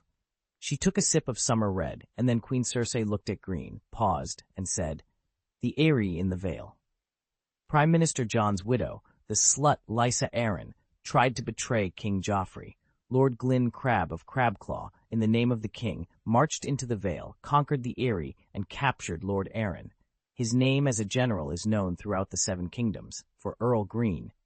As soon as she finished speaking, Greene took the lead and said loudly, "The highest honor goes to Queen Cersei." He raised his glass in the direction of Queen Cersei. "To the Queen Regent." He glanced at everyone, raised his glass again, and raised his voice. "For Cersei Lannister." Suddenly, the hall was filled with voices shouting the name of Queen Cersei. Greene is her sharp sword.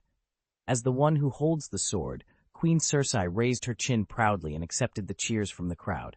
She was full of pride and could not help but feel a slight ups and downs. Some people in the crowd reacted differently. Sir Jaime knew Cersei very well. Although he couldn't, he could see it on her face. She was very happy at this moment. He sighed again, mimicking Greene's mannerisms, and then suddenly thought of something. James smiled bitterly and took a big sip of wine. His younger brother's eyes drifted towards Earl Greene from time to time. Sir Osfrey frowned and discreetly patted the back of Osney's hand. The stewards, who had been frightened by Greene's earlier questions, could not hide their excitement now.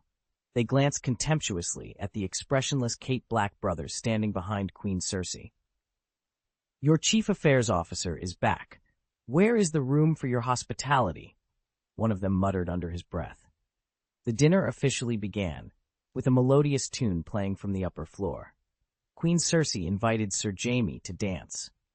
Greene stood on the edge of the dance floor, watching them move in perfect harmony, their skirts flying and spinning. How could Sir Jaime still look so half-dead at noon?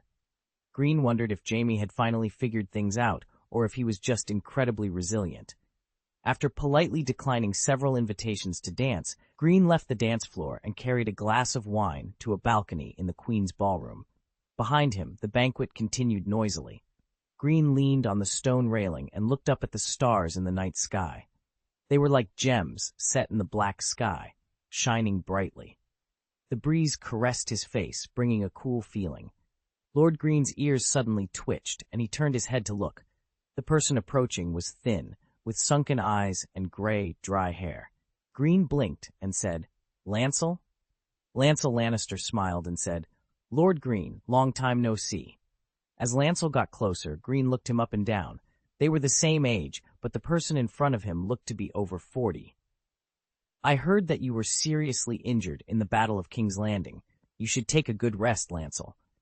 Lancel shook his head slightly and replied, "Earl Greene, my injury has long been healed. This is the punishment given by the gods in the sky for the crime I committed." Chapter 316, Red Fort. Regarding Lancel's friar confession, Greene was silent for a moment before changing the subject. "I heard that you performed bravely in the Battle of King's Landing. Congratulations to you, Earl Lancel." Lancel Lannister had been canonized as Earl of Derry City in the Riverlands. If it were before his serious injury, Lancel would have seemed extremely excited or arrogant. Now, after being seriously injured, he could only express his gratitude calmly, as if the title had nothing to do with him. Greene's eyes moved slightly as he looked at Lancel. "When do you plan to go to Derry City? Have you set a time?" Lancel shook his head slightly. "Father told me to stay in King's Landing until the end of the war," he sighed. "He also asked Lord Tywin to choose a suitable wife for me." Greene took a sip of wine. "Isn't that a good thing?" Lancel shook his head again. "My crimes have not yet been forgiven by the gods. I may have to spend my whole life in repentance. I am worried that I will not fulfill a husband's responsibilities." At this moment, Sir Jaime's voice suddenly sounded. "My cousin, I wouldn't mind personally guiding your future wife." As Jaime's figure approached, Lancel's eyes became evasive, while Greene leaned on the stone railing and raised his glass to him. Standing in front of Lancel, Jaime added, "You haven't decided on the person and time yet. I'm not sure whether I can attend your wedding. It's really a pity to disturb your wedding night." Lancel's lips moved. "I know how to fulfill my husband's responsibilities, Sir Jaime." Jaime's green eyes were fixed on Lancel's face. He raised the corners of his lips. "Very good. Your future bride needs a man who knows how to fulfill his responsibilities on her wedding night." "It's time for me to leave," Lancel said, his face turning red. "I will pray for you in the sanctuary, Sir Jaime, Earl Greene." After a pause, he added, "I will also pray for the Queen Mother Regent. May the old gods grant her wisdom, and may the warriors protect her." Jaime said coldly, "Lancel, Cersei doesn't need warriors. She has me." Lancel stopped talking. He nodded slightly to them, then turned around and left. After his thin figure disappeared, Greene noticed that Jaime, who had been sarcastic just moments ago, now showed a happy and relaxed expression. Greene raised his eyebrows slightly. "Sir Jaime, you seem to be in a good mood?" Jaime glanced at Greene sideways. "Lannister will not look at a cowardly man like Lancel who speaks pious words." After a moment of silence, Greene's lips curved slightly. "Mr. Lannister, have you discovered the truth of the matter with your discernment?" Jaime crossed his arms, raised his chin, and declared proudly, "I will not forgive you and Tyrion easily." Greene knew that Jaime was joking with him because he was in a good mood. Although he was not interested in talking to someone who thought of a reasonable answer in his own mind, he still asked seriously, "Are you sure?" Jaime's expression froze for a moment. Just now he was convinced that Cersei had not betrayed his firm heart, but he was shaken by a simple rhetorical question. After a moment of silence, Jaime suddenly smiled. "Damn Tyrion, he can't even find a good partner to lie to. He is so vulnerable." Lord Greene was in a trance. He almost thought he saw the old Lancel. Did Queen Cersei spoil another man? Then he saw Osney Kettleblack walking towards them again. Lord Greene's eyes moved, and he glanced over Jaime's head unconsciously. Sir Osney soon arrived at the balcony. He bowed and said, "Earl Greene, Her Majesty the Queen Mother requests your presence." Greene shook the wineglass in his hand, looked at Osney, and asked, "Where is Queen Cersei?" Sir Osney raised his eyes and glanced at Greene, replying respectfully, "Her Majesty ordered." Greene was led to the small hall on the second floor. He glanced at his thin clothes and murmured, "Does she want to see me in private?" There was a hint of expectation in his voice, just loud enough for Sir James, who stood beside him, to hear. Greene noticed James' fist tightening from the corner of his eye. Facing James' unkind gaze, he smiled and mouthed silently, "Reward, Chapter 299. Greene put down his glass and said, "Lead the way, sir." Sir Osney's eyes flashed with jealousy, but he remembered his brother's warning and lowered his face to hide his emotions. He gestured towards the inside, leaning forward, and said, "Please, Count Kleb." Greene had just taken a few steps with Osney when Sir James suddenly followed. "I will send you there, Lord Greene," James said through gritted teeth. Greene glanced at Sir James, curled his lips, and replied, "Thank you, Mr. White Knight." As Greene walked through the hall filled with laughter, he kept his hands behind his back. Sir Osney led the way in front, and Sir James followed as his escort. The captain of the Kingsguard personally escorting him made Greene feel like royalty. The door to the small hall opened, revealing Cersei Lannister sitting by the fireplace. She leaned on the wide armrest of an oak chair, her long curly hair cascading over her smooth shoulders. Hearing the noise, Queen Cersei turned her head, her cheeks flushed with drunkenness. She swayed the wineglass in her hand seductively and smiled gently. "Greene, you are here," she said, pointing to the wooden chair opposite her. "Please sit down, dear Mr. Guardian of the East." The term "dear" made Greene's brown eyes tremble slightly, reminding him of a confession letter, Chapter 286, that had left a deep impression on him. He nodded slightly and sat down. Queen Cersei noticed Sir Jaime and Sir Osney still standing at the door. She frowned and said, "Jaime, you and him guard the door. Don't let anyone disturb us." "As you command, Your Majesty the Queen Mother." Sir Osney bowed and obediently turned around to leave. Jaime hesitated for a moment before speaking. "I'm right outside the door, Cersei, the Queen Mother." He glanced at Greene, then turned and pushed the door open. Seeing Jaime leave, Greene couldn't help but feel his chest heaving. As a majestic white knight, couldn't he learn to be tougher? The door closed quietly. Greene turned his eyes to Queen Cersei, smiled, and said, "Queen Cersei, Sir Jaime has his responsibilities. I think he is worried about your safety." Queen Cersei snorted softly. "Sir Jaime told me that I recommended you to be the minister of the Royal Council, but Lord Tywin refused." Greene picked up the golden flagon, poured a glass of wine, and asked, "Refused, huh?" Queen Cersei's voice was filled with anger. "Sir Kevin told Lord Tywin to Jaime, and then Jaime told me. What do they mean? My father's purpose is obvious. He doesn't want me to interfere with the royal family." Greene swirled his wineglass and frowned. "What if Joffrey— I'm sorry, after meeting His Majesty the King this morning, I always thought that he was old enough to rule." He took a sip of wine. "King Joffrey is 13 years old this year. According to the current situation, we will have a power gap of at least 3 years, which is too long." Mentioning her son, Queen Cersei smiled proudly. "Joffrey is a born king." Her voice then turned angry again. "For my son, I will never give in," Queen Cersei declared with a steely resolve. Greene pondered for a moment before reminding her, "Sir Jaime is the captain of the Kingsguard. He has the right to attend the Royal Council. At least with him there, the actions of the Royal Council cannot be hidden from your eyes." Queen Cersei snorted coldly. She took a sip of summer red wine and said, "He has ears but no tongue. What's the use of that? Greene, let me tell you directly, Lord Tywin's son does not have the guts to disobey his father." Greene shrugged after listening. Queen Cersei was indeed very direct. She had recommended him as the Lord Chancellor in the hope that he and Duke Tywin would have a tough fight at the Royal Council, or at least make her old father uncomfortable. He said, "In addition to Prime Minister Tywin, Sir Kevin is the Minister of Justice, Tyrion is the Minister of Finance, and Sir Jaime, who respects his father, has already occupied 4 of the 7 seats on the Royal Council." After a pause, he added, "According to the alliance between Lannister and Tyrell, the Tyrell family will have 2 seats on the Royal Council." He spread his hands and said, "The Prime Minister has taken 6 of the 7 chairs in the Royal Council, leaving only the last one."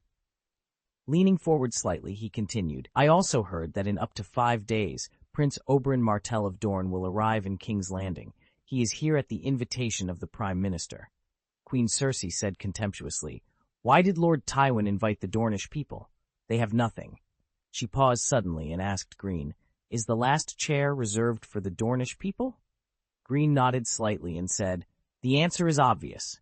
The intention of the Prime Minister is clear, my Queen Mother. But," he spread his hands, "Lord Tywin should also know very well that a seat on the Royal Council cannot satisfy the appetite of the Dornish people."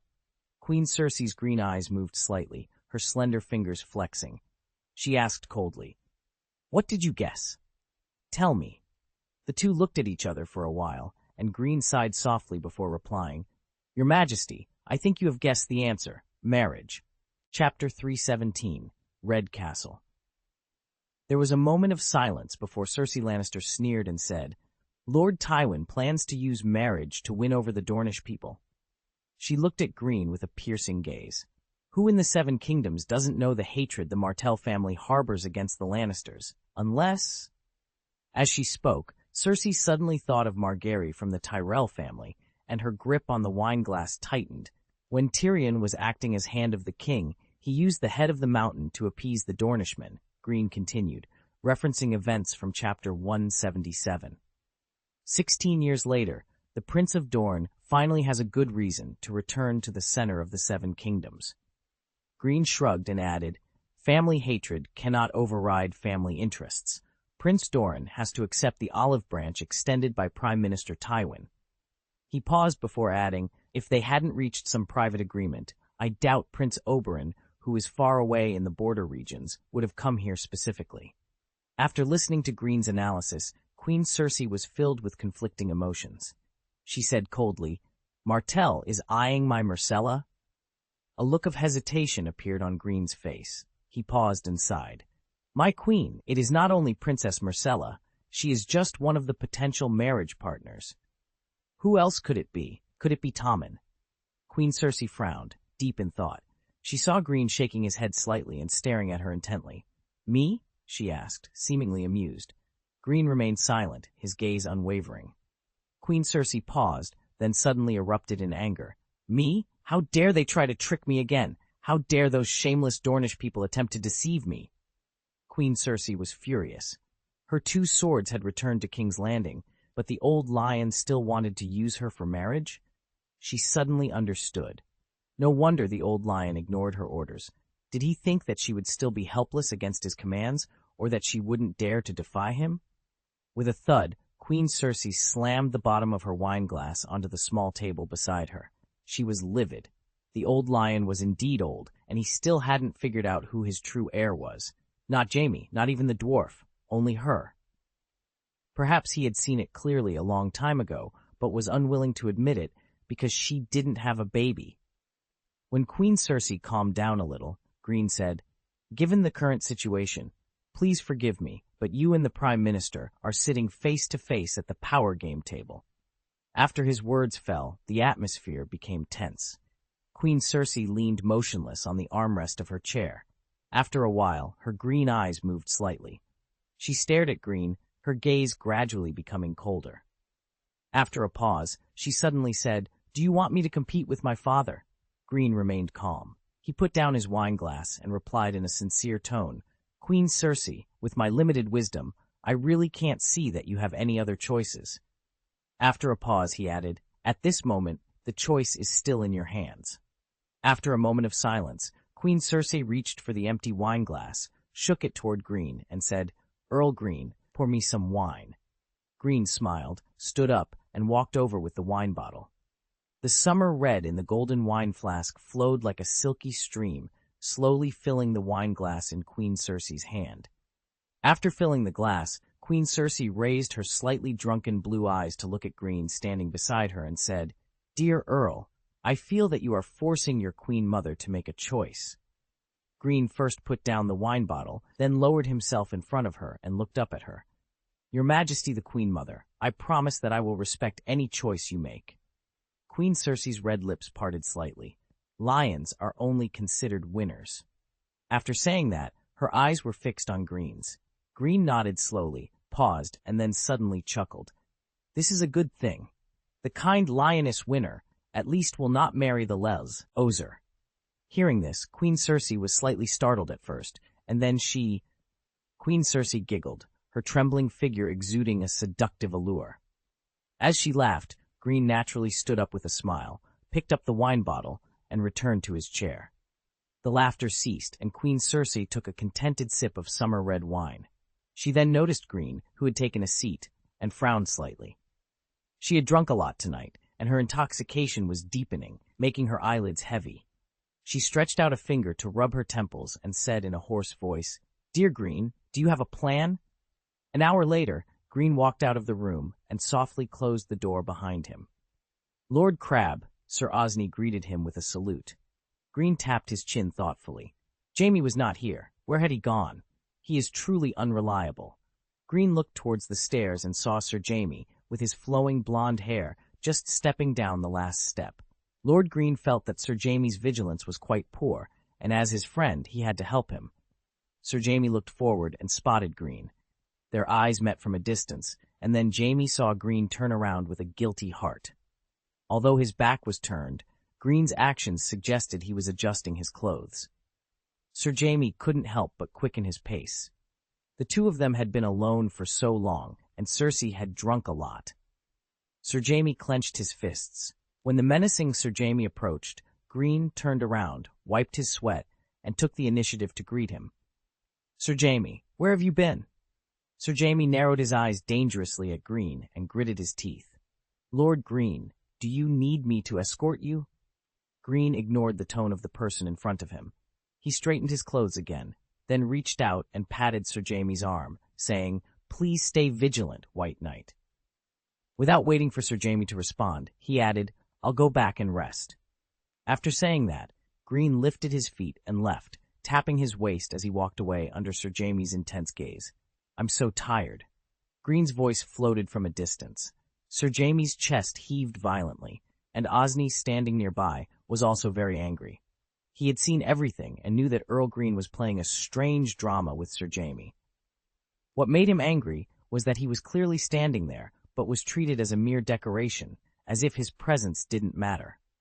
At this moment, Sir Jaime's cold voice commanded, "Stay here, and don't let anyone disturb you." Without waiting for a response, Sir Jaime pushed the door open and entered the room. Sir Osney's face turned even redder. The door closed with a bang. Sir Jaime glanced sharply around the room, suppressing the anger surging within him. As a knight, he needed to confirm the situation first. His eyes finally settled on the oak chair where Cersei had been sitting before he left. After a pause, Sir Jaime took a deep breath and walked forward as if facing the final judgment. As he walked, he thought that if Greene's behavior was not too abnormal compared to usual, he would not be able to help but draw his sword. If it was true, what should he do? Would Cersei treat others as she did when drunk? Was it Greene who took the initiative? If not, how should he face him? To be lost forever. In the short distance, Sir Jaime's thoughts were extremely active, and he even considered putting on black clothes and escaping from his place of pain forever. Then there was no scene as Sir Jaime had imagined. He only saw Cersei sleeping quietly, leaning on a chair, her cheeks flushed, and an empty wineglass clutched in her hand. Sir Jaime looked her over. Her hair and clothes were all normal, and there were no traces of intimacy between men and women. Like a heavy rainy day suddenly clearing up, Sir Jaime felt that the whole world had become extremely bright. A male voice, gnashing his teeth, sounded in the room. Greene. The next day, early morning, Tyrion Lannister woke up in his bed, feeling the warmth and tenderness of Shay beside him. "Shah." He closed her eyes, her voice hoarse as if she had just woken up. "Lord Tyrion, you wanted me to wake you up early in the morning." Tyrion gradually woke up, a smile forming on his lips. "Ah, you are such a smart girl, so wonderful. Your craftsmanship." The sky was gloomy, as if it was about to rain heavily, but it did not affect Tyrion's good mood at all.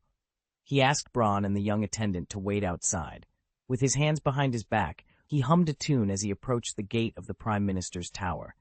The guards in red robes, wearing lion helmets, merely glanced at Tyrion. No one stopped him or greeted him. Tyrion switched to another ditty and continued humming, limping across the hall. Near the spiral staircase, he encountered Sir Adam Marbrand. Tyrion stopped and smiled. "Good morning, Sir Adam." Sir Adam stroked his chest in a respectful gesture. "Good day, Lord Tyrion." He looked at Tyrion and asked, "Are you here to meet Lord Tywin?" Tyrion replied with a hint of sarcasm, "Does it seem obvious?" Sir Adam stepped aside and pointed towards the door. "Lord Kevin has given orders to inform them that Tyrion Lannister will come to visit his father." Tyrion grinned. "Praise my good uncle. I thought it was the majesty of the lion that prevented the red robes from questioning my presence." Sir Adam frowned slightly. "They will not offend Lord Lannister." Finding Sir Adam too serious, Tyrion waved his hand dismissively. "Where is Lord Tywin?" "You can find him in the Prime Minister's study," Sir Adam replied. After a pause, he added, "Lord Tywin has been attending to government affairs all night." Tyrion reached out and patted Sir Adam's thigh.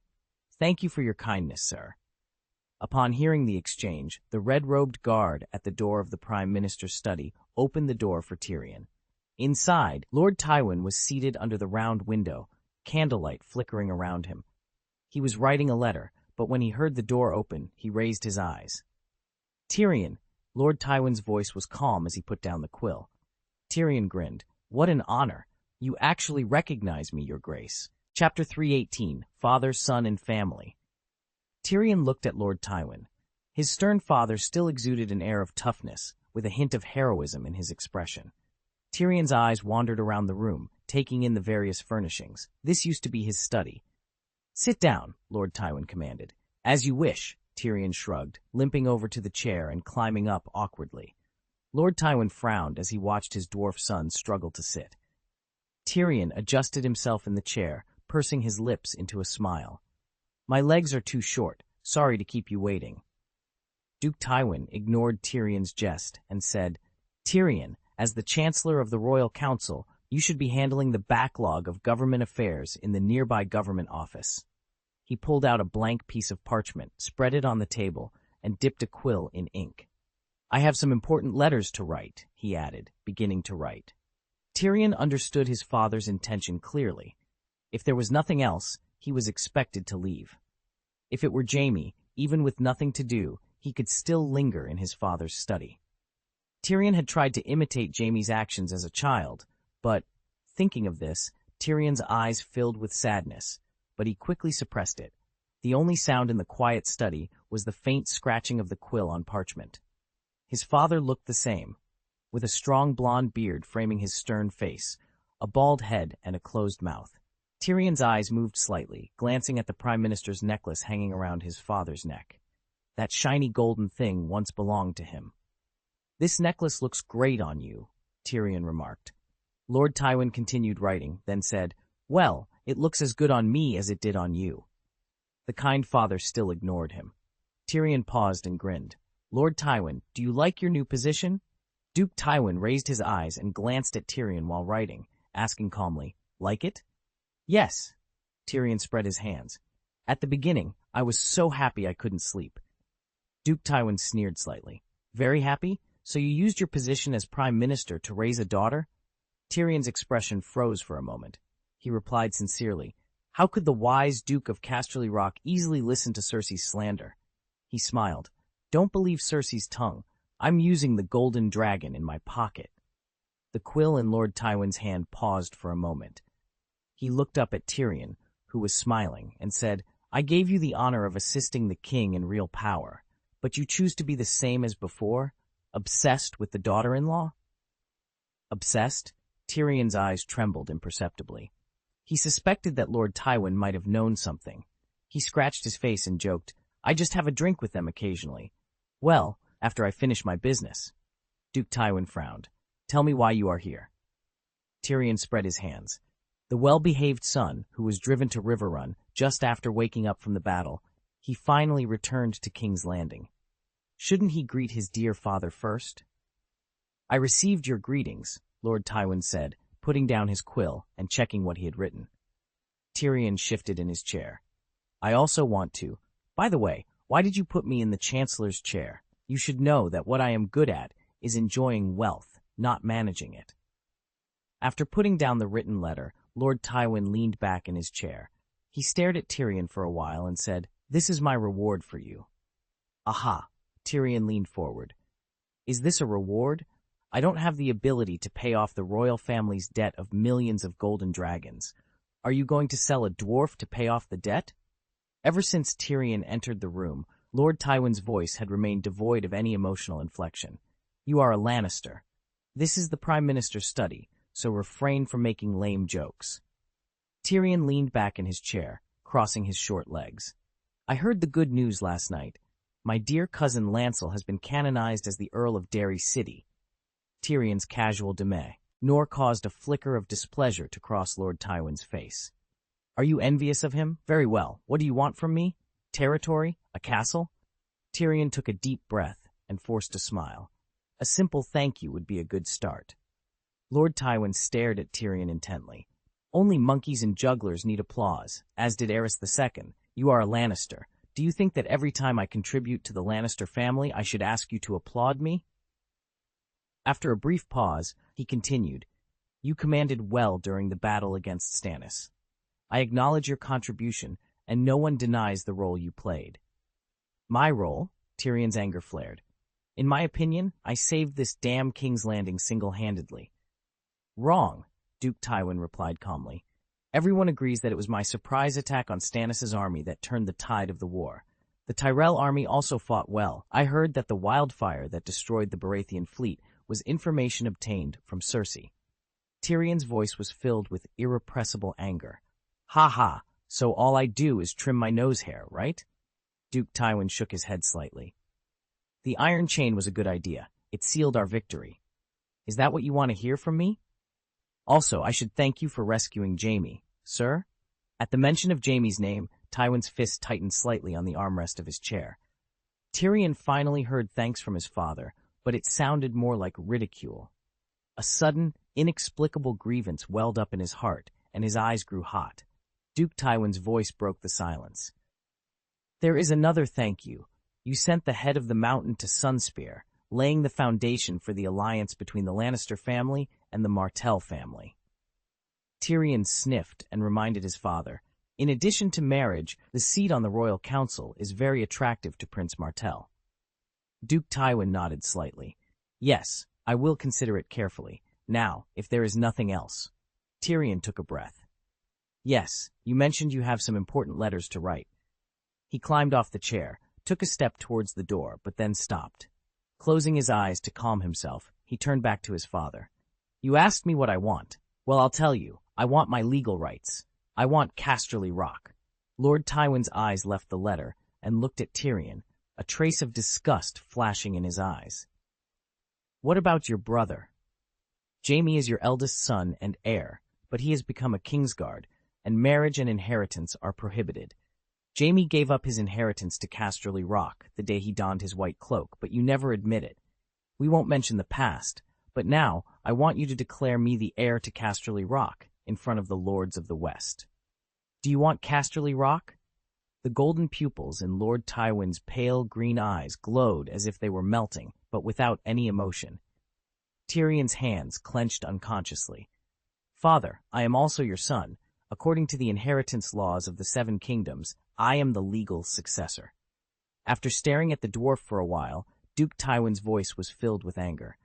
I will find you a mansion more suitable for your status as a reward for your outstanding contributions. When the time is right, you will get a position that will better serve the Lannisters. And if you serve the Lannisters faithfully, you will be given a wife worthy of your status. Even if my body is eaten by maggots, I will not let you inherit Casterly Rock, Lord Tywin declared coldly, his chest heaving with anger. His words were sharp and full of poison, as if he had known the answer before he spoke. Tyrion forced himself to ask, despite knowing he wouldn't like the response. Why? Why? Do you dare to ask why? Lord Tywin's voice rose in fury. Your birth killed your mother. You are a shameful freak. Your heart is full of jealousy and malice. You are full of lust and try to be clever. The laws of the Seven Kingdoms require you to bear my surname and wear my clothes because I can't prove that you are not of my blood. The gods forced me to watch you stagger around wearing the sigil of the lion, my father's sigil, my grandfather's sigil, the sigil of House Lannister. He gritted his teeth and continued, but neither the gods nor the law can force me to hand over Casterly Rock to you, to become your female branch, and to bring shame to the Lannister family. After a moment of solemn silence, Tyrion turned his head and wiped the corners of his eyes. You can leave now, Duke Tywin said, standing up from his chair and looking down at his dwarf son. Don't mention the inheritance of Casterly Rock again. Tyrion glanced at Lord Tywin and limped toward the door. By the way, there's more. Duke Tywin suddenly stopped him. Although Tyrion wanted to escape as soon as possible, he had to stop. Cersei told me that you threatened a female slave girl. The old lion's voice was like ice. Tell me, did she lie? His good sister had not lied. Tyrion could not deny this, but for Shay's safety, he could not admit it. If he admitted it, Lord Tywin would never let her go, just like he had done in the past. He held on, not allowing himself to cry as he spoke. You taught me that a successful threat is more effective than a direct blow. When I was the acting prime minister, your good daughter was really not well behaved. I had to do this. After a pause, he grinned. Perhaps you also understand my dilemma. Not long after Tyrion left, Kevan Lannister entered the Hand's study. Sir Kevan approached the table, ready to report important government affairs, but Duke Tywin pointed to the chair where Tyrion had been sitting and interrupted. Kevan, sit down first. Sir Kevan glanced at his brother in confusion. After sitting down, he said, Duke Tywin, I saw Tyrion on the stairs. He seems to be in a bad state. Duke Tywin simply ignored the mention of his dwarf son and said, I want to talk to you about Jaime, Kevan. Sir Kevan sat there respectfully. Duke Tywin knocked on the armrest of the chair and said, Forget it, let's deal with the government affairs first. Kevan, please tell me first. A sharp flash appeared in the old lion's eyes. Tyrion, inheritance. Does Jaime think there is no shortage of heirs in Casterly Rock? Chapter 319, Loyal Servant. Prime Minister Tywin is calling a special royal council? I believe so, Lord Greene, replied Grandmeister Pycelle, stroking his heavy white beard thoughtfully. The royal family's finances are tight, and the Prime Minister wants to end the chaos in the Seven Kingdoms as soon as possible. Pycelle's cloudy eyes glanced surreptitiously at Greene, who was seated at the table. As far as I know, the first task of the new finance minister, Tyrion Lannister, after taking office, is to prepare for King Joffrey and Lady Tilly's engagement and wedding. If the Lannisters continue to fund the royal family as usual, it will be very relaxed. Greene raised an eyebrow slightly. What happened? You have a sharp eye, Lord Greene, Pycelle said, his bachelor's necklace jingling softly. He lowered his voice slightly. Sir Kevin has been meeting frequently with representatives of the Iron Bank recently. According to my observations, they are discussing the issue of the royal family's debt. The end of the year is the agreed time for repayment of interest and a portion of the debt. There is a saying among the Bravosi, the Iron Bank will have its due.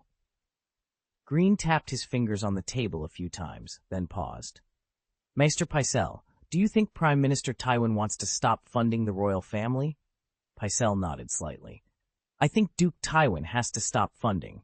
The sweep of the Cubs has caused significant damage to the Western Territory, which needs to be rebuilt and restored. These efforts require a large number of golden dragons, and the war has lasted nearly a year. Even the Lannisters can't cope with it.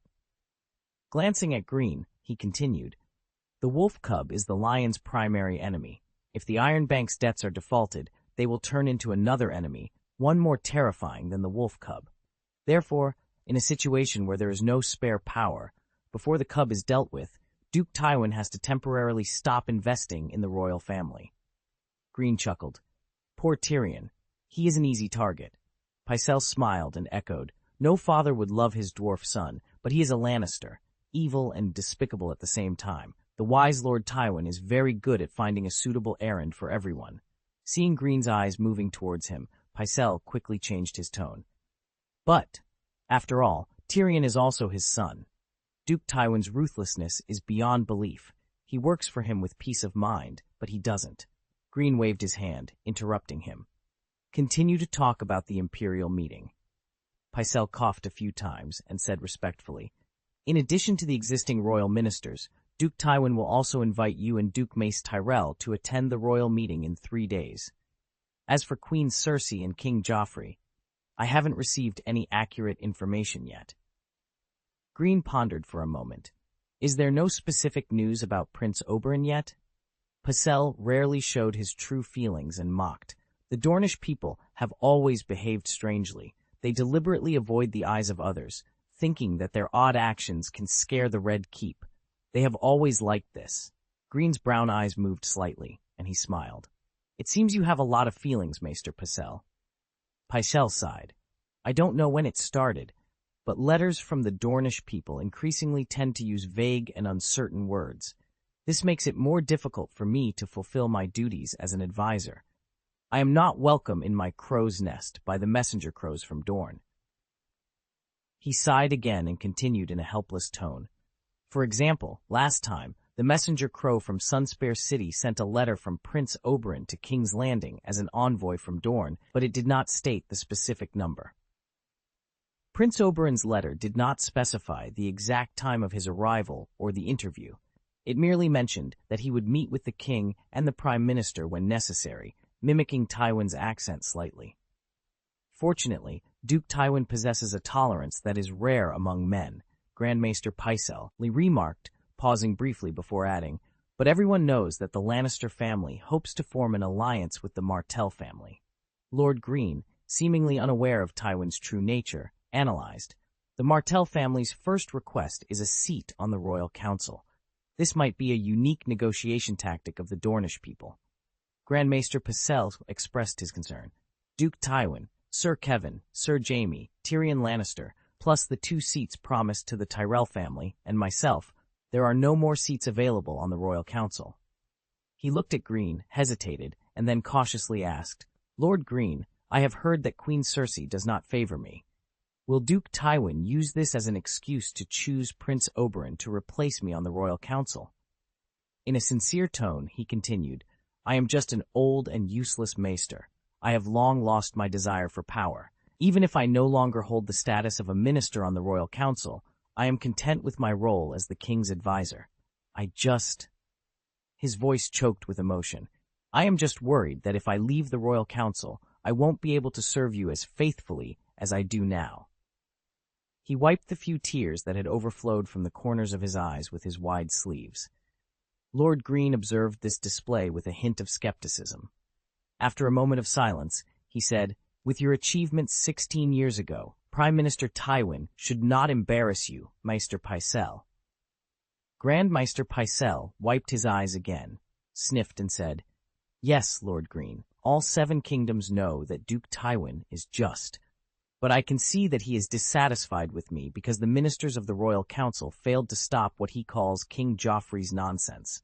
He feels that I did not fulfill my responsibilities as a minister of the Royal Council. I can hear the silent order he conveyed to me. He will retain my honor as Grand Maester, but I will not be allowed to continue to sit on the Royal Council. I understand what he means." After another moment of silence, Greene suddenly asked, "Maester Pycelle, I heard that you sympathize with the plight of the nobles in the Vale?" As soon as the words left his mouth, Pycelle's legs gave way, and he nearly slipped from his chair. The trembling Grand Maester now knelt down with surprising agility. "Lord Greene, please listen to my explanation. Please allow me to explain," he wailed. This was all Duke Tywin's order. At that time, he wanted to use Princess Myrcella to control the Vale. He wanted you to leave the Vale. He cried bitterly. "Before you left the Red Keep, you instructed me to act as Duke Tywin's servant. Until I received new orders from you, I could only follow his commands. I had no time to contact you." Tears streamed down his face as he continued, "I know Queen Cersei will never like my advice. I deliberately angered her, and she almost beat me to death. That's why I dared to act according to Duke Tywin's orders. Lord Greene, I am your loyal servant." Greene's cold voice came from above Pycelle. "There are no secrets in the Red Keep. I know you are not foolish, so you can still kneel in front of me and speak." Grand Maester Pycelle, choking with sobs, swore, "I will always be loyal to you. I can swear to the 7 gods, my Lord Greene." Greene's eyes seemed to pierce through Pycelle's soul as he stared at the trembling master. Greene paused for a moment and said, "That fire. As a reward for your loyalty, your seat on the Imperial Council will be retained. Master Pycelle, continue to play your role and do not let me down." "Master Greene, thank you. I will always be your loyal servant," Grand Maester Pycelle said, looking up at Greene with tears of gratitude on his aged face. Greene nodded slightly and moved his hand, causing a blank piece of parchment to fall in front of Grand Maester Pycelle. "Write well, mainly about Prime Minister Tywin, whom you admire most. Master Greene, this is not necessary. I'll write it right away, right now. Please believe in my loyalty. I can swear to the 7 gods." Then half an hour later, at the door of the bachelor's study, Maester Pycelle linked his arms and kindly told the maid, "Good girl, deliver these letters to Earl Greene for me. You can help get these letters." The little maid took a pile of letters. She first glanced at the young earl who was leaving, surrounded by guards, then nodded slightly to Archmaester Pycelle and trotted away. Outside the bachelor's tower, a thin, black-haired maid who looked to be 15 or 16 years old held a silver deer tightly and said, "Thank you for the reward, my lord." Greene smiled gently and said, "Go ahead." Seeing that she was asked to leave, the little maid was at a loss. But, Bachelor Pycelle asked me to send these letters to you." Hearing this, Greene looked to the other side and said, "Ongai, take her to Megta." He glanced at the sun and continued, "And get her a nice lunch, by the way." "As you command, my lord," Ongai replied. He looked at the little maid and gracefully stretched out a hand in the direction of Megta. "Please, I will lead the way for you." Mengton watched Ongai and the strange maid talking and laughing as they left, scratching his big head. Lord Greene was very busy. After meeting Grand Maester Pycelle, he also had to visit the Duke of Metz. After walking for a while, Greene saw a man in silver armor and white robes with flowing blonde hair from a distance, Jaime Lannister. Sir Jaime stood on the road Greene had to pass through, holding the handle of the sword at his waist with one hand, staring motionlessly at Greene as he got closer. As he approached, Sir Jaime gritted his teeth and said, "Good day, Lord Greene." Greene smiled. "Good day, White Knight." He stopped in front of Sir Jaime and said again, Are you waiting for me? Sir Jaime's chest rose and fell as he said, I brought you a gift from me, he sneered. I hope you like it. Chapter 320. The generous golden rose Greene first extended a hand towards Sir James, who stood empty-handed, and then moved his fingers in a beckoning gesture. Though he said nothing, the meaning was clear. Sir James's handsome face froze momentarily before he spoke. I sent someone to your house. Greene retracted his hand, smiled slightly, and changed the subject. Sir, do you enjoy riddles? Sir James looked at Greene suspiciously. Riddles? Greene nodded slightly and signaled the guards to stay where they were. He then pointed in a direction and began walking with Sir James. In return for your gift, although I suspect it is not a very good one, I appreciate your concern. I want to ask you, why are your eyes always on me? Sir James clenched his fists. I know you are deliberately trying to attract my attention, Earl. When they reached the foot of a tree, Greene stopped and asked, Sir, have you ever wondered why I am doing this? Sir James glanced sideways at Greene but remained silent. After a pause, Greene continued, There are some things I can only hint at vaguely because I am not a Lannister. This is an unspoken understanding among the nobles of the Seven Kingdoms. Sir James frowned, pondering for a moment before he couldn't help but ask, What are you trying to remind me of? Is it about Cersei? Greene seemed not to hear Sir James's words. The golden hair and the black hair are intertwined. This is my riddle. Golden hair, black hair? As Sir James's gaze moved to the top of his head, Greene said irritably, Can your green eyes only see my black hair?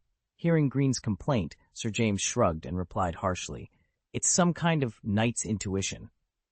I still have things to do, Greene said, reaching out to pat Sir James's arm. Observe more, and I believe you will find the answer to the riddle soon. Day or night, keep a close eye on her, and act as Lord Greene's shield, and when the opportunity arises, eliminate any hidden dangers. With a flick of his cloak embroidered with swamp marigolds, Lord Greene stepped away. Every day, hundreds of carriages carrying food from the Tyrell family in Highgarden entered King's Landing, distributed directly to the people in the name of Margaery Tyrell. As Greene left the Red Keep, the name of the Little Rose of Highgarden could be heard everywhere, and all of King's Landing was abuzz with her. Leiden's young housekeeper's voice sounded, My lord, the people of Tyrell walk around the market with swagger. As long as they have tiny golden roses sewn on their chests, they don't have to pay for drinks. Women with husbands, widows without husbands, and all other women are fascinated by these beautiful young men embroidered with gold roses who hand out food. Beautiful young men? Greene's eyes moved slightly. He was about 20 years old, always wore a gentle smile, and his light brown hair shone golden in the sun. He had met several such handsome men on the road, all surrounded by enthusiastic people of King's Landing. Lord Greene was worried. Could the Golden Rose have overplayed their hand? Judging by the current situation, the people of King's Landing had long forgotten the Battle of King's Landing and its savior, and were now only calling for their future queen, Margaery Tyrell. Greene's eyes trembled slightly. Why was the Tyrell family promoting the name of Little Rose so aggressively? The Little Rose represented the Tyrell family, while the Lannister family controlled the Red Keep. Was a power struggle imminent? Given the current situation, it was most beneficial for the Lannisters and Tyrells to continue working together, especially since the king's wedding had not yet taken place. Could it be that the Tyrells were trying to prevent the Lannisters from reneging on the engagement? Lord Greene quickly dismissed this absurd possibility. Reasonable speculation required more specific information. Lord Greene temporarily set aside his out-of-thin-air conjecture. Leighton, he called out, pulling the reins to adjust the direction of his horse. Make the arrangements. We will assist Golden Rose. Leighton, who had mastered the atmosphere team, trained since their time in the Queen's District, found this to be the perfect opportunity. He quickly glanced around and leaned slightly towards Greene. My lord, do you mean we should secretly support Golden Rose in their current endeavors? Greene nodded slightly. Do your best. I want Miss Margaery's name to be on everyone's lips throughout the city. As you command, my lord, Leighton replied. After riding for a while, Greene turned his head and asked, Leighton, you can't hear this in the Red Keep. Is it Prime Minister Tywin? Leighton responded respectfully, "Yes, my lord. The new Prime Minister's methods of punishment are very harsh. No one dares to speak as freely as before in the Red Keep." Greene nodded slightly. Although it did not fundamentally solve certain problems, the effect was evident. This was very much Tywin's style. At Gowlane, Greene dismounted in front of a luxurious gate adorned with the golden rose coat of arms. A waiter led the way, and Greene soon found himself in the rose garden, where roses of all colors were in full bloom. There he met Duke Mace Tyrell. "Greene, welcome." Duke Mace's hearty voice rang out. "Good day, Duke Mace. It is an honor to be invited by you," Greene replied. After the formalities, Greene turned his attention to a map spread out on a round table. Duke Mace stepped aside and said, "Let's examine it together." He stroked his triangular beard and added, "This is a map of Stormland." Greene approached the table and looked down. The map was more detailed than the one he had, especially the terrain near Storm's End. After a moment, Greene remarked, "Duke Mace, if this map is used in war, it will be a sharp sword." A trace of pride appeared on Duke Mace's face. "This may be one of my greatest acquisitions in King's Landing," he said. Greene's eyes moved slightly as he suddenly sensed a Lannister presence. He did not linger on the map. "Congratulations, this is something whose value cannot be measured by a golden dragon." Duke Mace touched his beard, laughed heartily, and said, "Fortunately, I obtained it. Otherwise—" His tone shifted, revealing a hint of anger. "I don't like Sir Kevin of the Lannister family." Greene smiled and said, "It seems Sir Kevin has left a bad impression on you." After Duke Mace sat down, he motioned for the waiter to pour wine. Although Tyrell and Lannister are allies, they demand too much, and Sir Kevin is very greedy. Greene also took a seat on a wooden chair beside him. He sipped his wine and said, "Duke Mace, your generosity is known throughout the Seven Kingdoms. If I may, could you Sir Kevin's excessive demands?"